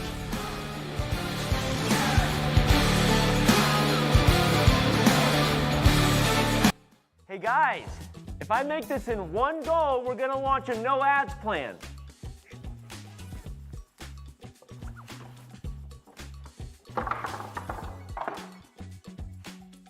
Does an own goal count? Hey guys, new plan. If I make this shot, we're gonna launch a no ads plan.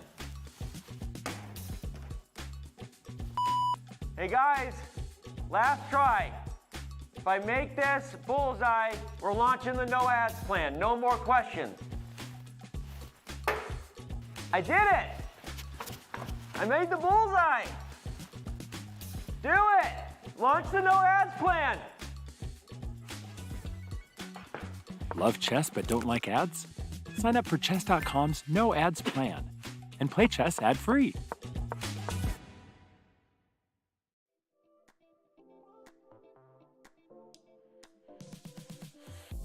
I don't consider any action or any experience is due to the sacrifice. I would rather put it on a way that for every individual's life, you need to make decisions. So decision is about you try to get something, but in the meantime, you decided not to choose the other things. So nothing about sacrifice.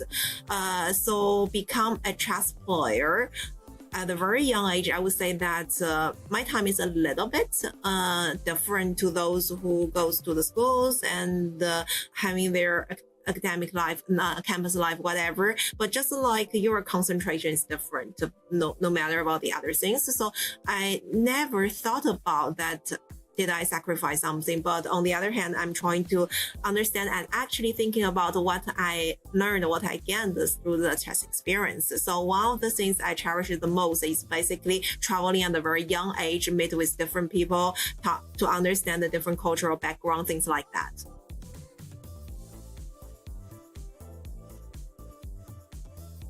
That's a very interesting age. You know why? Because of that year, I played my first Olympiad and the first World Championship, Women's World Championship knockout system. So both happening when I was 12 years old. So if traveling back, I would just say enjoy your future chess journey and wonderful life. Yeah, that's all.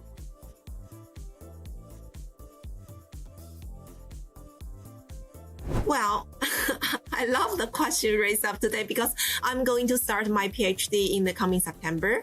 So for majoring in neuroscience.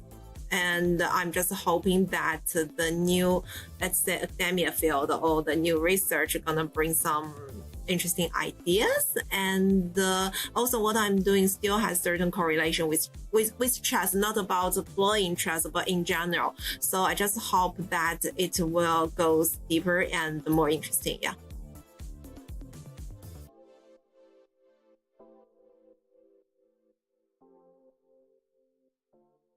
That's the only record I have. Well done, but come on. Awesome. Okay. Who's the youngest ever female player to beat a grandmaster in a classical game? Judith Polgar. I'm gonna say, who's Susan Polgar? Oh, this is one of my answers from before. I even don't know female player with, like young female player. Koprinashvili. No, I'm going to give you a hint that I gave you before. From right here in England. Buldana, probably? It's embarrassing. I don't know this actually. I don't know. Her name is Bodhana Sivanandan.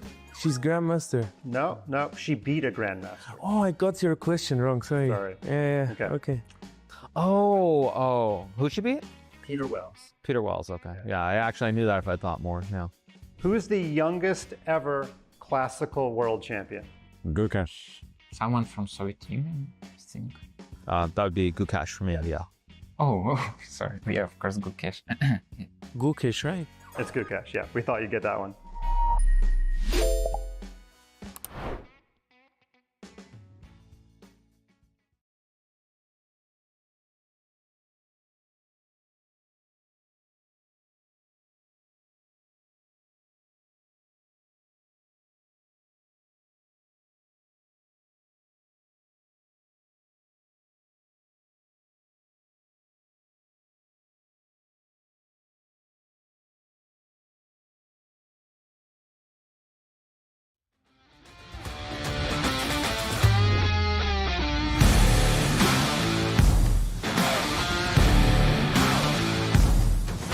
It all comes down to this moment. 25 minutes of bullet chess, 1 minute plus 1 second. Nothing can tell these two players apart for now.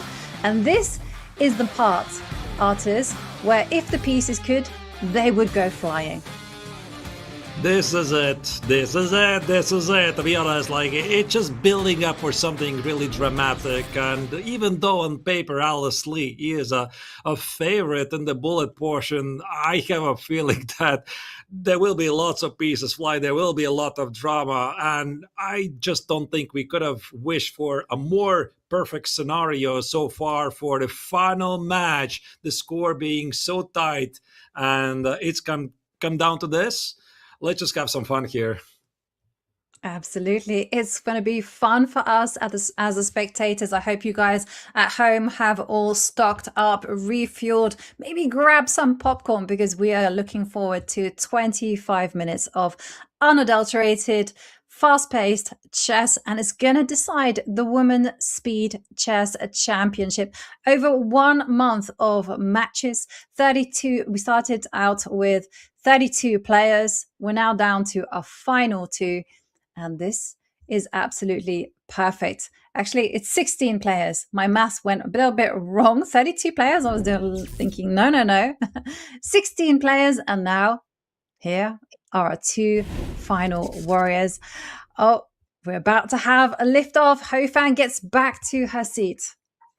And we have it ready, and of course, we do get, no, we don't get the hedgehog position. I would have thought that there's going to be c4 and d4. It's the player from white who is changing the plans, because Alice normally was playing c4 and d4. Wait a second. Was this somehow a slip? Because now she plays c4. I suspect this was not part of the plan, and I suppose the next bullet games, they're going to bring some clarity here, because, again, the structure is changing. The structure is changing. It is opening up, and that lost tempo actually could give Black a big advantage, as Black is the one that's ready to start attacking the pieces. The bishop comes out, attacks the rook. White is forced to block that one, and maybe she's going to get away with it after a trade of bishops, and she can trade some more, or she could drive back that queen. A3. Yes, take away some of those squares. It seems like white is slowly getting out of this down the tempo, but the position looks quite level. P4 again, a very, very bold choice, because white's queen side is quite weakened, but Yifan decided to play h6, a more modest move, about to double the rooks at the c file. Are we going to see every single piece disappearing through the c file? It might happen. It very well might happen. The vacuum cleaner appearing on the C line and just taking off all of the heavy artillery with it. That's what I'm expecting. Okay, but this is a very nice move from Yifan, just saying, hey, if we want to make the trades, let me at least infiltrate to C3. Okay, she takes with the knight. I was expecting queen takes C3, but this also just posing some questions. And watch the clocks, everyone, as the players find themselves in those last few seconds. It's a very bold move. I would have thought that there might be some tactical tricks here.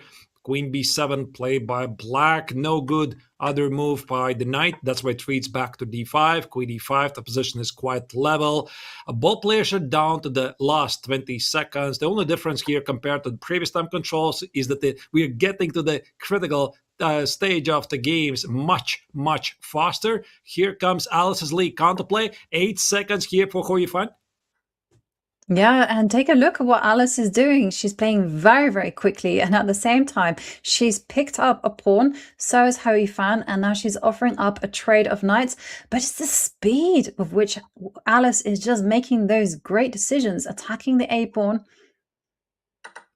And the black is back to the equal waters here. Wait, that drops the pawn on e6, knight x on b4. And if somebody can play this position for the win, I would have thought it is black, because here Yifan is the one who has an outside pass pawn at the queen side. Both players have their knights. White is trying to survive here. Is she going to do this?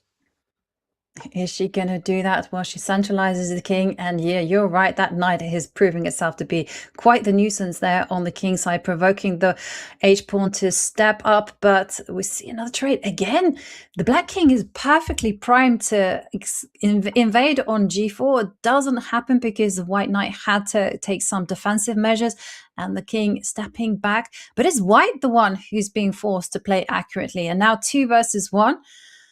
Well, this is technically a drawn position, but will Alice be able to do it with 13 seconds on the clock? Not an easy task by no means, because that's the kind of position that black can play forever. And I think that white also needs to watch out for a potential knight trade at any given moment. So that's why here you have to watch out for knight e5, knight c4 stuff, king e4. Wait a second, how is this a draw? Because black is totally dominating the board. Has dominated the board, and now the king is making its way in. That's why the white king is moving along to block the entry points. And the king steps back, could have stepped forward, but she chose to go up. And there's some circling going on. But again, watch Hou Yifan's clock time as well. She's finding herself playing with just 3 seconds left. And knight e4, king g4, there's no progress for black. I suppose you want to play g4 at some time. Fix white's pawn structure. Wait a second, there was a miss right here. Okay, whatever that happened at this moment is gone. Do you play g4 here? Well, but where's going to be progress after that? Knight c6, knight e5 here. Black is trying to find some sort of a progress, but nothing is working so far. Nothing is working so far, but look at how Hou Yifan is just waiting with going g4 because she wants to just use as much time as possible. And this is a very nice move there from Alice, again, to secure the draw. And after all of that, it is a draw. What a nerve-wracking first round game in the bullet. Yeah, so definitely you could sense some tense moments here because both players definitely feel... Everything depends on the decisions they're going to be able to make here. So we have already another game, which is the Vienna. So Vienna has been one of the hot topics of this match, and also it's happening here in the bullet, except that white quickly switched to the classical Italian game with the knight on f3, bishop e3, an offer to trade the bishops, and then presumably go for some kingside attack. Can there be a g4? Well, that would be quite fun. Instead, we're seeing the knight jump in. But okay, I'm not going to write out the move g4 as it still could make an appearance. Queen e1. Get the queen up. Queen e1 played. I just so want badly to see the g4 happen, but maybe not here anymore. Look at this. There's some tricks here. If you take on e4, it might be queen takes on g6. So both players are very resourceful so far. E takes on d5 here, played by white. Knight takes on e5. I think that Alice here is in a big trouble. She's right now down a pawn for no compensation. Yeah, and that's a tough situation to be in. And Hou Yifan, look at that. She's got more time on the clock than Alice, and she has the dominant position. Maybe we were underselling Hou Yifan's great instincts. She is. She has them, definitely. And right now she's just cruising towards, I suppose, a victory. Still might be too early to tell. d4, great move, pushing back black's most active piece here. The queen on g3 is under attack. You don't want to blunder it. Queen g6. I love this move, Yavi. Watch out for rook takes on f6, queen h7, checkmate threat. Checkmate in the air.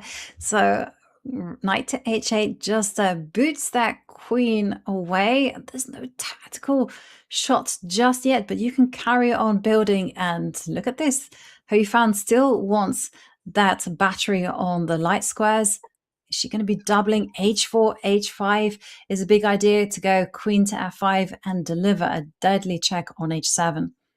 Oh, that's actually a massive threat. And here, Rook F1, Hou Yifan realized that she doesn't really need a pawn on E3. She needs to go for an immediate attack. Bishop C4. How is this not a checkmate here? King F8. Is there some sacrifice on F6? Queen G8. No, there's apparently no checkmate here. Queen C8, Rook E8. Somehow black lives. It's very surprising, but maybe Rook C8 was a better choice. But here, Alice still being super tricky despite having a knight saddled there on the edge of the board. Still plenty of fight left, especially as the players tick down to under 10 seconds. And these are only pure nerves, because also early, a couple of moves ago, I think Yifan had an excellent chance to seal the game with c4, keep the bishop on d5. This just passed very quickly, and I think they make the moves very quickly, realize, oh, that was a mistake, but what to do? Have to continue fighting. Do not retract the bishop. There might be background checkmate here. Yifan understood that potential, so she did make space for the king, and now comes the knight, but it's all about the c pawns and b pawns. They're just going to advance, push them, and push them quickly. No need to here. Now we get a queen on the board, and this is going to be it. No danger at all. And contrary to the expectations, Yifan, I think she's going to win the very first. There you go. So she once again takes the lead in the match in the bullet portion, where many thought it's the American who has the better chances. I definitely thought that, because Alice Lee, she's broken 3,000. She's young. She goes into these matches as training. She plays bullet, and she's basically on Chess.com all the time, just working those mouse skills. And it's Yifan, who said to us in an interview, she said, well, she doesn't really play that much bullet, but she believes it's good instincts, and those instincts are serving her well. Maybe she's put in some special preparation for the bullet portion. I wouldn't be really surprised that if this happened, because after all, the Women's Speeches Championship final is one of the rare tournaments where she plays every single year. So why not practice for it? In the meantime, there's a lot of pieces being traded in another bullet game here. Alice Lee is attempting to equalize the score. The position is pretty balanced. And so far, I'm not seeing any dominance by the pre-match bullet portion favorite here, because Yifan is responding very quickly and she's not backing down. No, she's not backing down. But Alice is putting the pressure on the d-pawn as she seeks to, again, double up on with the rooks on the d-line. So the b3 just holds tight to the c4 pawn. Next move, okay. Well, rook takes a5, blue arrow, saying there are some tactics abound. She doesn't spot it. And she decided to play it safe because I think she was afraid that something is going down at the e file. And this queen on b7, it kind of worries me, because the knight on f3 is pinned. And precisely for this reason, Alice plays d5 closed along the diagonal. But now there's a different problem. Suddenly, black has a lot of activity. The knight on f6 was killing the pawn on d5. And now the pawn on b3 is terminally a big weakness. It is definitely a big weakness. So that's why the knight has come to its aid, and rook to e3 makes a lot of sense. Start to protect the pieces so that there is less opportunity to blunder them. And knight to d7, the players here, this is just instincts. Queen takes a5. Is that a possibility? Yes, it does appear. And now I think that things are going to fizzle out a little bit. Well, I mean, at the moment here, Alice is having an extra pawn. She's playing really well this part, and she's taking over the game. Black can collect the pawn on b3, but I suspect that in the rook endgame, which might arise, Black would be dropping the pawn on d6, and that's why here Yifan keeps the knight on c5. It's such a beautiful knight, and maybe the pawn on b3 doesn't really matter so much. Yeah, and in fact, she's playing it in a really nice strategic way, taking the central squares by advancing the pawns, and just saying she can take b3 whenever she likes. And there's a lot of tension going on that pawn, because black is attacking it with all its might, white's defending, and in the meantime, we have dropped the e-pawn. So black is the one making small progresses. Yeah, and Alice Lee just rejected a draw by a threat of repetition, and probably rightly so, because she can pick up the pawn on h6. Here comes the counterattack. 2 rooks on the last rank. The black king is feeling a bit in danger, and this is why she's running forward. 3 pawns each. Who is going to make it first? Who's going to make it first? Who's also going to lose on time first? Because we see Hou Yifan just 4 seconds on the clock, playing on that increment. Oh, down to 1 second, and the evaluation bar. I think you can almost forget that, because that's going to be chopping and turning and doing whatever it likes. I thought it's a mate. I thought it's a mate. It was not a mate. I thought that's a back rank mate. I just realized that there was no blunder. But I mean, this F2, F1 happened so quickly. But no, sorry for false alarm right there. Alice Wei wins and equalizes the score in the match again. Okay, well, there's no rest for the wicked here, because the players are back in on the board. They cannot rest. And we have a Caracan here employed by Alice Lee. Alice changing tack, and we're seeing this very closed setup. And actually, this is an interesting approach against Hou Yifan, because Hou Yifan, to some extent, is not necessarily that patient of a player. I've seen her play this type of structure as white and, in fact, lose it, because ultimately there comes a stage where, although black is quite passive and solid, white will not be able to progress any further. Yeah, so a very, very solid position here. By the way, this bishop h4 pinning the knight at f6, maybe in the hindsight was not the best choice here, because black very quickly organized a counterplay here against a white king, queen e7, bishop b5 here. Very interesting choice here by Hou Yifan. She does not trade the bishops here. Long castle. I love the fighting spirit of Alice Lee. She willingly put the king in harm's way so that she can have free hands to go for a kingside attack. Yeah, my experience in this type of position is that you have to be super careful, because this is the problem. The hook is there on c6. So b5 is going to be the deadly threat. Okay, the bishop trades itself off for the knight, and this is the issue. b5, but great strategy there from Alice. When you're in trouble, swap of queens. Look at the speed difference. She has 46 seconds versus Hou Yifan's 25. The position, though, is not really great, because after the last move by black, the pawn on h6 is a weakness. I think you can take it, but watch out for the counterplay with g4. And that's precisely the reason why here Hou Yifan goes for a counterattack at the queen side. Yeah, and she goes immediately for b5, but blue arrow telling us that rook to g6 is enough to actually just create some imbalance, and now the queen has to move. But if you have to trade off queens, then b5 is not going to be that dangerous. And Alice moves to change the pawn structure once again. Yeah, there's simply no checkmate. The white did open up the b file, but the queens are gone, and that's why she steps back with the rook so that she can line up the rooks here at b file and get to the black king. I think that here Hou Yifan is still doing a bit better, because she just gave up the pawn, but she's about to collect the pawn on a7 and also potentially double up the rooks. Yeah, she doubles up the rooks first, forcing the rook to get passive. And Alice, look at her go with the g-pawn, saying, yes, you can line up on the 7th, but I'm also potentially going to be lining up on the g line. Rook takes g3, but she has to time it well, because there are rook takes f7 ideas on the horizon.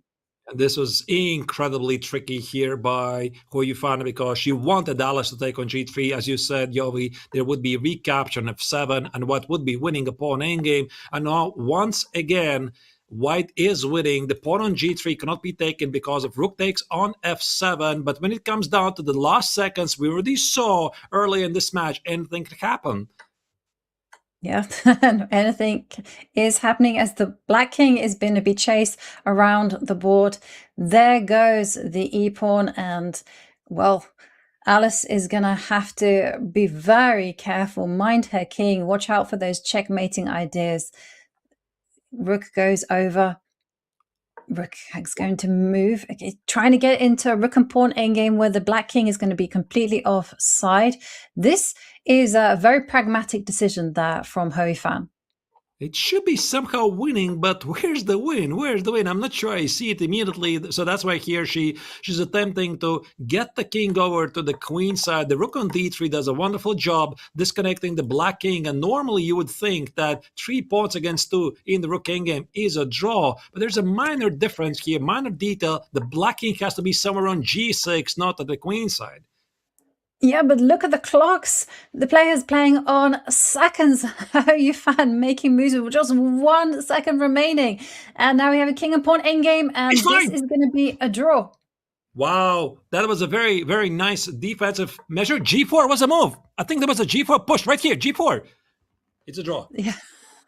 G4 would have been a beautiful shot, get through a past pawn, but the players did not spot it. They were just there making those moves, and a draw. And again, the drama continues. The WSCC might be decided in tie breaks, Artis.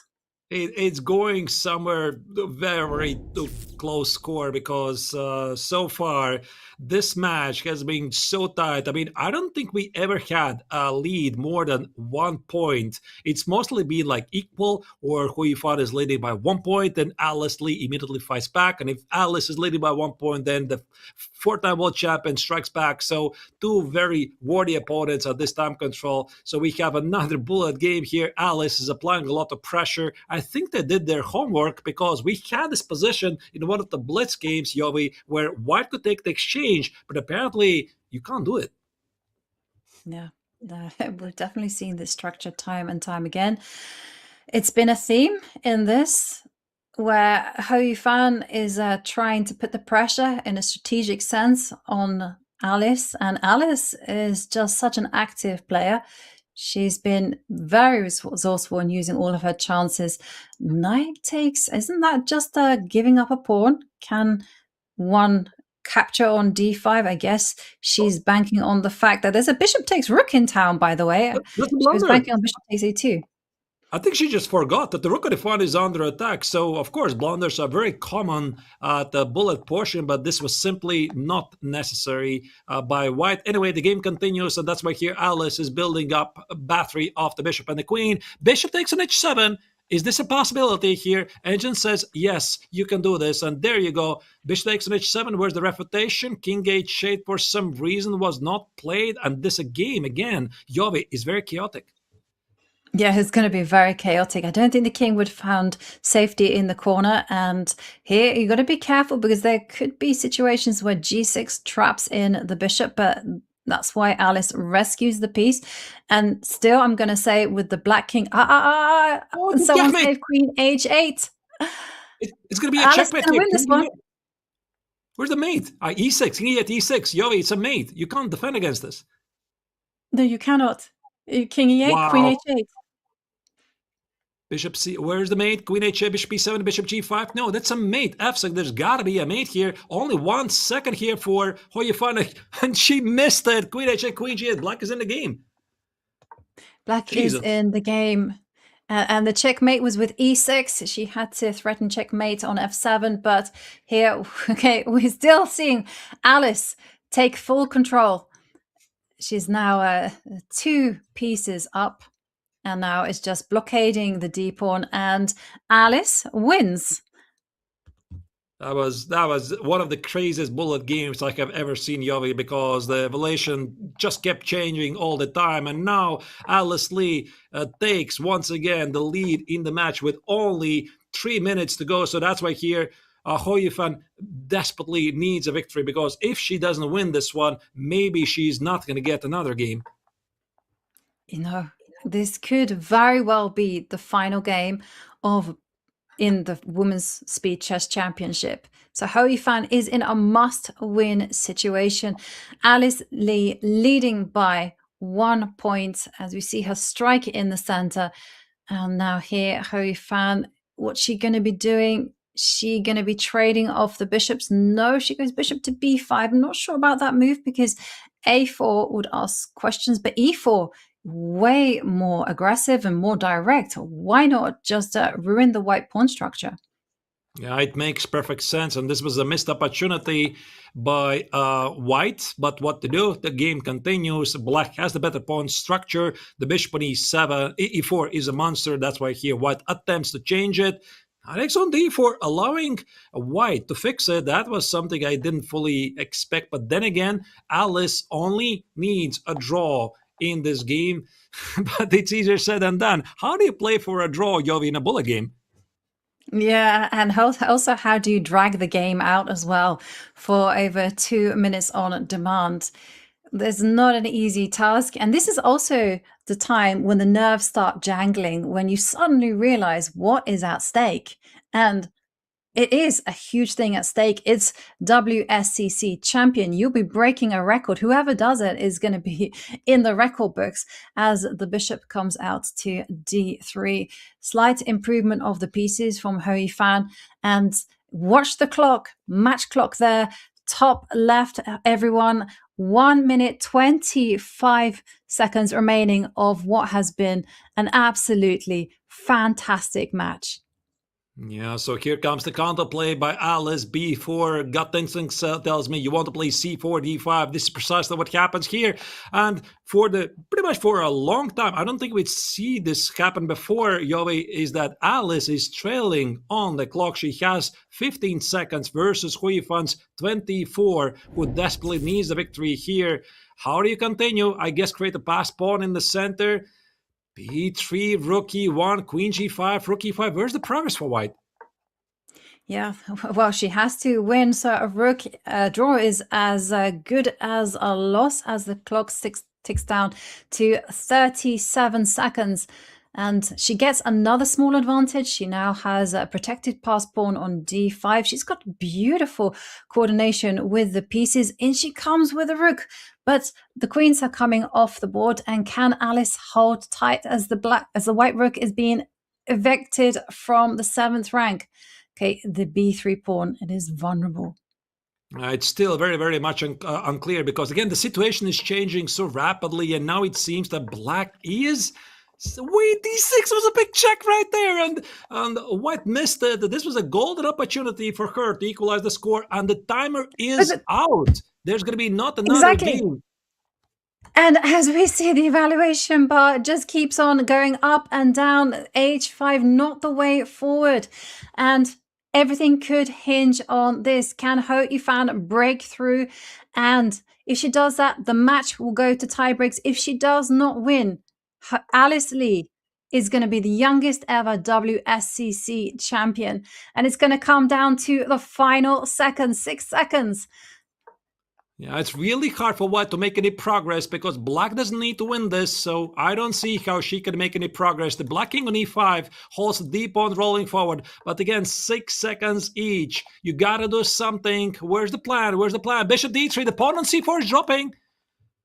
The pawn is dropping, and with that, so is the clock, and so is Yifan's chances of getting to that tie break. And look at this king and pawn endgame. It is the Alice Lee show. One of those pawns is going to become a new queen, and we have it. The future is now. Teenage sensation Alice Lee. She slays a legend in the form of Yifan to claim her first ever Women's Speed Chess Championship crown. Wow. Wow. What a performance that has left us breathless, speechless. Absolutely insane. She just defeated Yifan in Women's Speed Chess Championship final, winning her very first, obviously, title, being only age 16. History in the making. It's just unbelievable what we witnessed here. Unbelievable. I mean, what a match.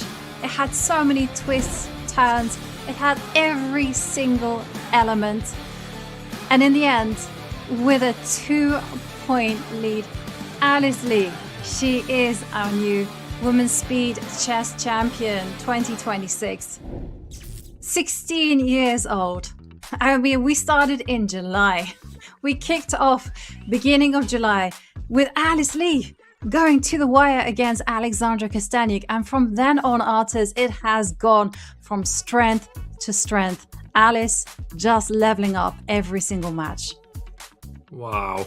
Yeah, it was really a fascinating finale, and yeah, it easily could have turned either way because she managed to get this 2-point lead essentially in the final 2 games. And also, we have to give essentially a huge shout out for Yifan for making this finale so amazing to watch. And I think that both players were equally having the rights to win this amazing event. But in the very end, in the critical final seconds, still it was Alice who was tiny a bit better. And ultimately, this proved to be decisive. Absolutely. Alice there at the end, she really just leveled up her game. She played quick. She was so resourceful. In the end, it was her resilience that crowned her and gave her a new title to add to her already glittering collection. She's the 2026 Women Speed Chess Champion. Wow, congratulations are in order for the teenager. Whew. You know what? This has been super exciting, and there are more super exciting events are going to be on the horizon. And if you want to know exactly when the next Elite Chess Bloodbath is happening, Chess.com's broadcast schedule is the ultimate pro tool to see every tournament, check commentator lineups, and get the exact start time in your local zone without doing math. I approve. It even syncs to your calendar so you can block out time for high stakes chess. So hit !schedule in chat, sync up, and start acting like you actually have your life together. And someone who certainly has their life together is Alice Lee. She's now our new WSCC champion, and we're going to be back in just a few with an interview with her right around the spring.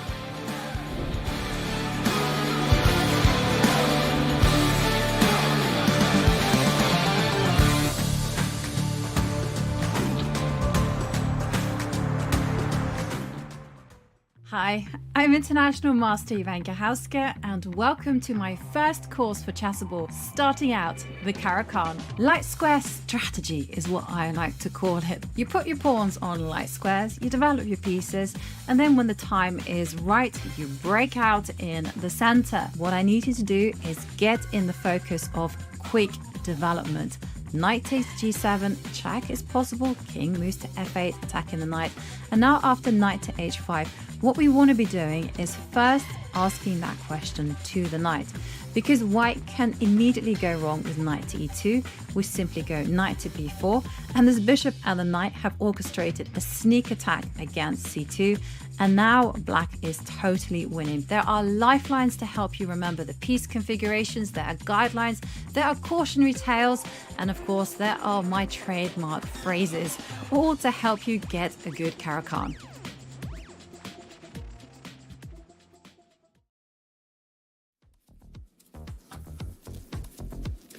I feel like she's looking. She flinched.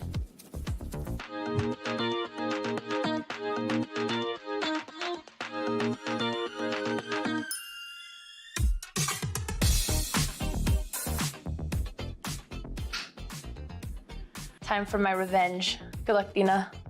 Good luck, Andrea. Thank you. I've been working on my theory for this, actually. Have you studied? Not at all. Typical. I saw you have a new best friend now, huh? I remember when I was your best friend. Yeah, that was at the time when you still remembered my date of birth. Did you remember mine? Yes. I'm pretty sure I did send you a happy birthday text. Yeah, but what's the date? It's in November. December. Okay. But I did send you a happy birthday text. Of course. Okay. A day later. Well, I was in Europe, so... Or no, actually, I was in... Yeah, in Europe it would be a day, in Europe it would be a day earlier. How does it feel to finally find your love? I knew that was coming. Feels great, thank you. Okay, I'm down a lot of time. I had some interesting... Okay, so I feel like your secret queen is not on this side. Because it's definitely not the H pawn. Maybe it's probably the G pawn. Everything is okay for now. Oh my gosh, I have 40 seconds. How does it feel to still be in love? Amazing. Is he still beating you at chess, or have you? Yeah, that's why the love is so strong. Nice. How's your hearing? It hasn't gotten any better. Are you stalling because you're about to checkmate me?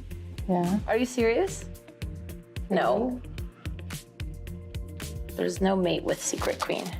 Okay. No, you're just bluffing. There's no checkmate even if you had a queen on g7. b7. Okay. Okay, so your queen is right here. Nice. And I'm all defended. I heard your sister finally found her love. She did. I actually helped scout him for her. Really? Yep. Are you like matchmaker? I'm a matchmaker. That is, they call me modern day Cupid. That's why we're wearing red. Oh! You're gonna kingside. Oh, okay. All right, I need to get some speed. I have 16 seconds. Okay, what are you playing here? Should I sack my knight for your juicy queen? I don't need to sack, actually. Or maybe I should have sacked.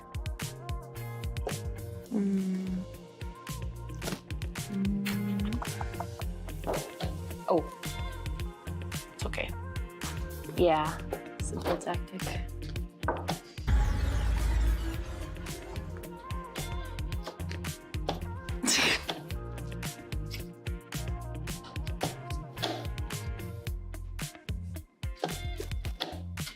Okay. Oh man, I panicked under time pressure. Can we play one more?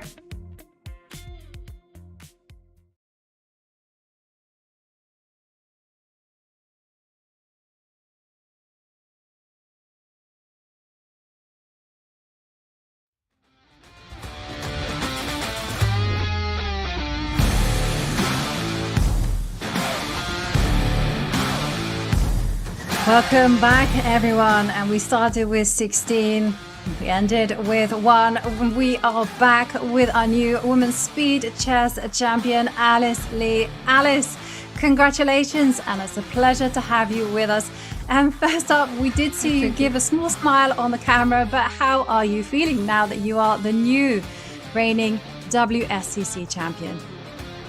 Yeah, I mean, I feel like, of course, this year is extremely great to win this tournament. I honestly was not expecting it at all, given that all of the players that I played, I think were all extremely tough. Like even in the first match, I think I had good chances to lose. But yeah, I'm very happy that I was able to make it through, and then also to win this match, which I felt was extremely close. Now that your tournament is officially over, maybe you can reveal what was your preparation for the final match. Did you decide to play certain systems? We saw that you played the Petrov defense. Then in one game, I think it was in the 3+1 section, you switched back to the Sicilian, and then you went back straight to the E4, E5, and again the Petrov, even though later it was the Vienna. Maybe you can share some insights here. Yeah, I thought black openings would be a bit of a concern because I think she did some pretty she had some very small ideas, but she had many of them in E4. So I mean, before the match I generally thought I just thought of what openings that I would play, and I settled on the Petrov because I thought that I'd be quite solid, and I know the main lines quite well, so she would have to go for maybe some of the sidelines that she did. But yeah, I guess during the match, during the breaks, I would just look at the games that we played and adjust what I wanted to do. In one of the games in this G3 system, I was able to find some idea that got me a much better position. But yeah, as white also, I did basically the same thing, just making sure that I got positions that I was comfortable in and tweaking between the breaks. Yeah. And it was interesting that you mentioned about this tweaking in between the breaks, because maybe you can settle this discussion that we had. Do you have a coach helping you in between those breaks that gives you a quick heads up, do this? Or is it just all you, yourself, and the engine? Oh, it's the Chess.com opening coach. Yeah, the Chess.com engine that I just look at briefly before the game. But yeah, I don't really have a coach. Actually, that was also my question. I was about to ask it. So thank you for answering that. So maybe I'll just ask the next one. I noticed at least one mouse slip in your game. At least I thought it was a mouse slip. You were playing with the white color, one of the late games where you played C3, then you switched and played C4. First question, small question, was this really a mouse slip, or there were also more that we did not see? Oh, E3. I think my brain just slipped. I missed that the bishop could take my rook. It was yeah, not super high quality. Yeah. Such things happens. I have a question about like your mindset, because there are a few points in the match where you had to find yourself in difficult positions and we saw you save them. Also, you had to come back in the 5+1 portion. I mean, do you talk to yourself? Do you kind of have a strategy for, again, coping with these type of situations? Yeah, I mean, I think not really. I just like kind of have to play and then I do that. I think, yeah, definitely this match I felt like I was always on maybe like the defensive side, even in like the 1+1 section that I won. Um, so I thought that it was, I don't know, but also in difficult positions, it's kind of easier to play, I feel like, than in better positions because like if you lose, then you lose, but otherwise it's your opponent who has to find the win. So the match was obviously very tense, and it was so equal, and you got a 2-point lead only in the final 2 games, which you won. It was really, really nerve-wracking match. Maybe you can share a bit insights. What was going on in your mind in the final minutes of the match? Were you nervous? Were you thinking about the score, or you were just playing the game and hoping for the best? Yeah, I wasn't sure like when the match would end, so I wasn't like thinking too much. In general, I thought like it's better not to look at the match clock and I can just like play my game and not be too worried about the result because of course like I don't want to lose and then if I have a lead I'll have to like I guess like just play solidly. But I think the final 2 games are very shaky. It's definitely like a lot of nerves there. And yeah, I got like a much worse position in the final game. Definitely could have like lost that and went into tie breaks. So, but I was just like playing moves. And unfortunately, she didn't find the way to win. Yeah, no, it was a really nerve-wracking portion. And I gotta say, it did bring out a lot of emotions in me, and I'm sure our audience as well. So I'm gonna ask a question from one of our viewers, Jenny Rico, who asks, how do you manage time and mental pressure in such a competition?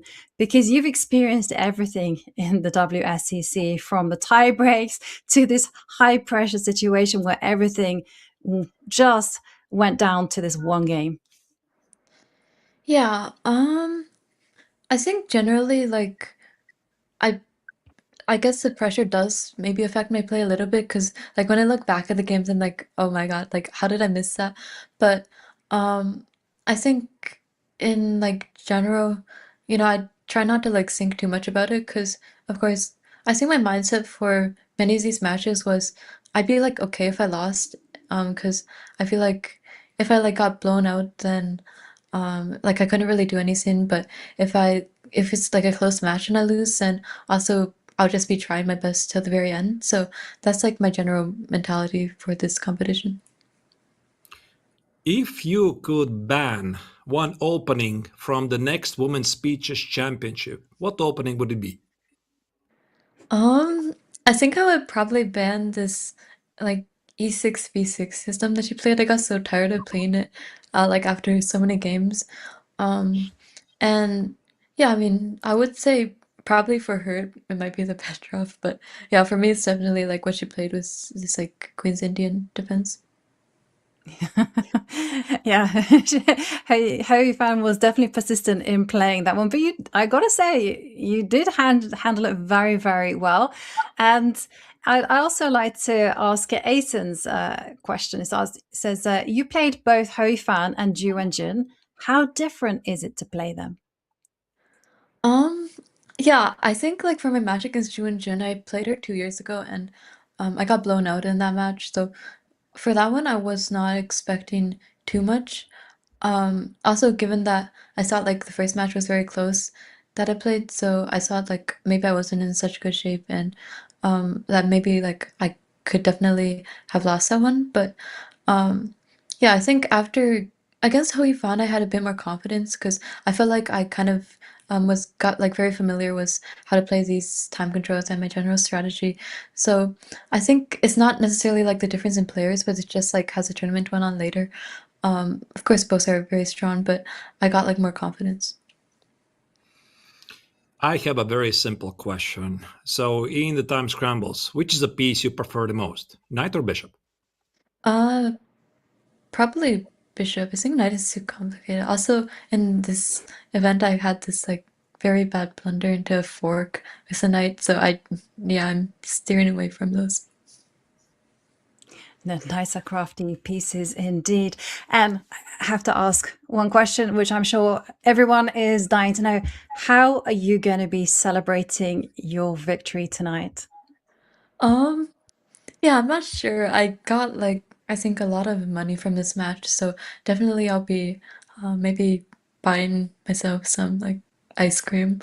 But yeah, like I think after this match I might go sleep because I woke up like at 6 something, so it's quite early for me in the summer.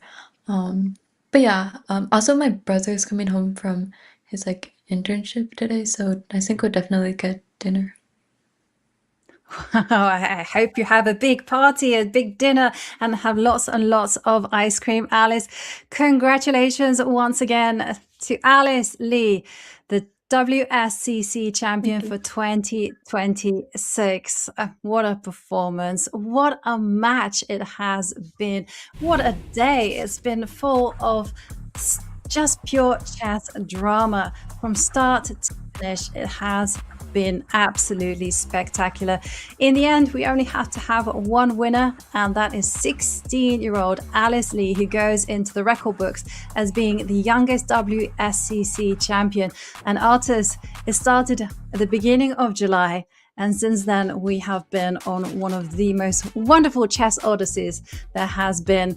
There's been superb matches, and Alice Lee, right from the start, has entertained us. She defeated Alexandra Kastaniuk in the tie breaks before eliminating Zhu Wenjun in style, and I know a style that impressed you.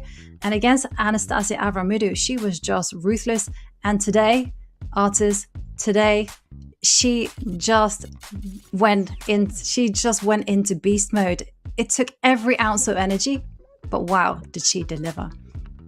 Yeah, I think we might see even more victories by Alice in the upcoming Women's Speeches Championships, because again, she's only starting, being 16 years old, and what a feat by her to defeat the reigning world champion Zhu Wenjun, then one of arguably strongest female players in the history of chess, Yifan, and the other chess legends. So it was an absolute pleasure to watch this. And well, as they say, all good things, they tend to end at some point. So also for me, it was a pleasure to watch this literally from the best seats in the house, as they say. But yeah, more adventures are coming. I'm wishing to Alice best of luck. And of course, also a big thank you for Yifan for the amazing fighting spirit that she finds the time to play in the Women's Speeches Championships. I'm hoping that both of them will be returning also for the next year.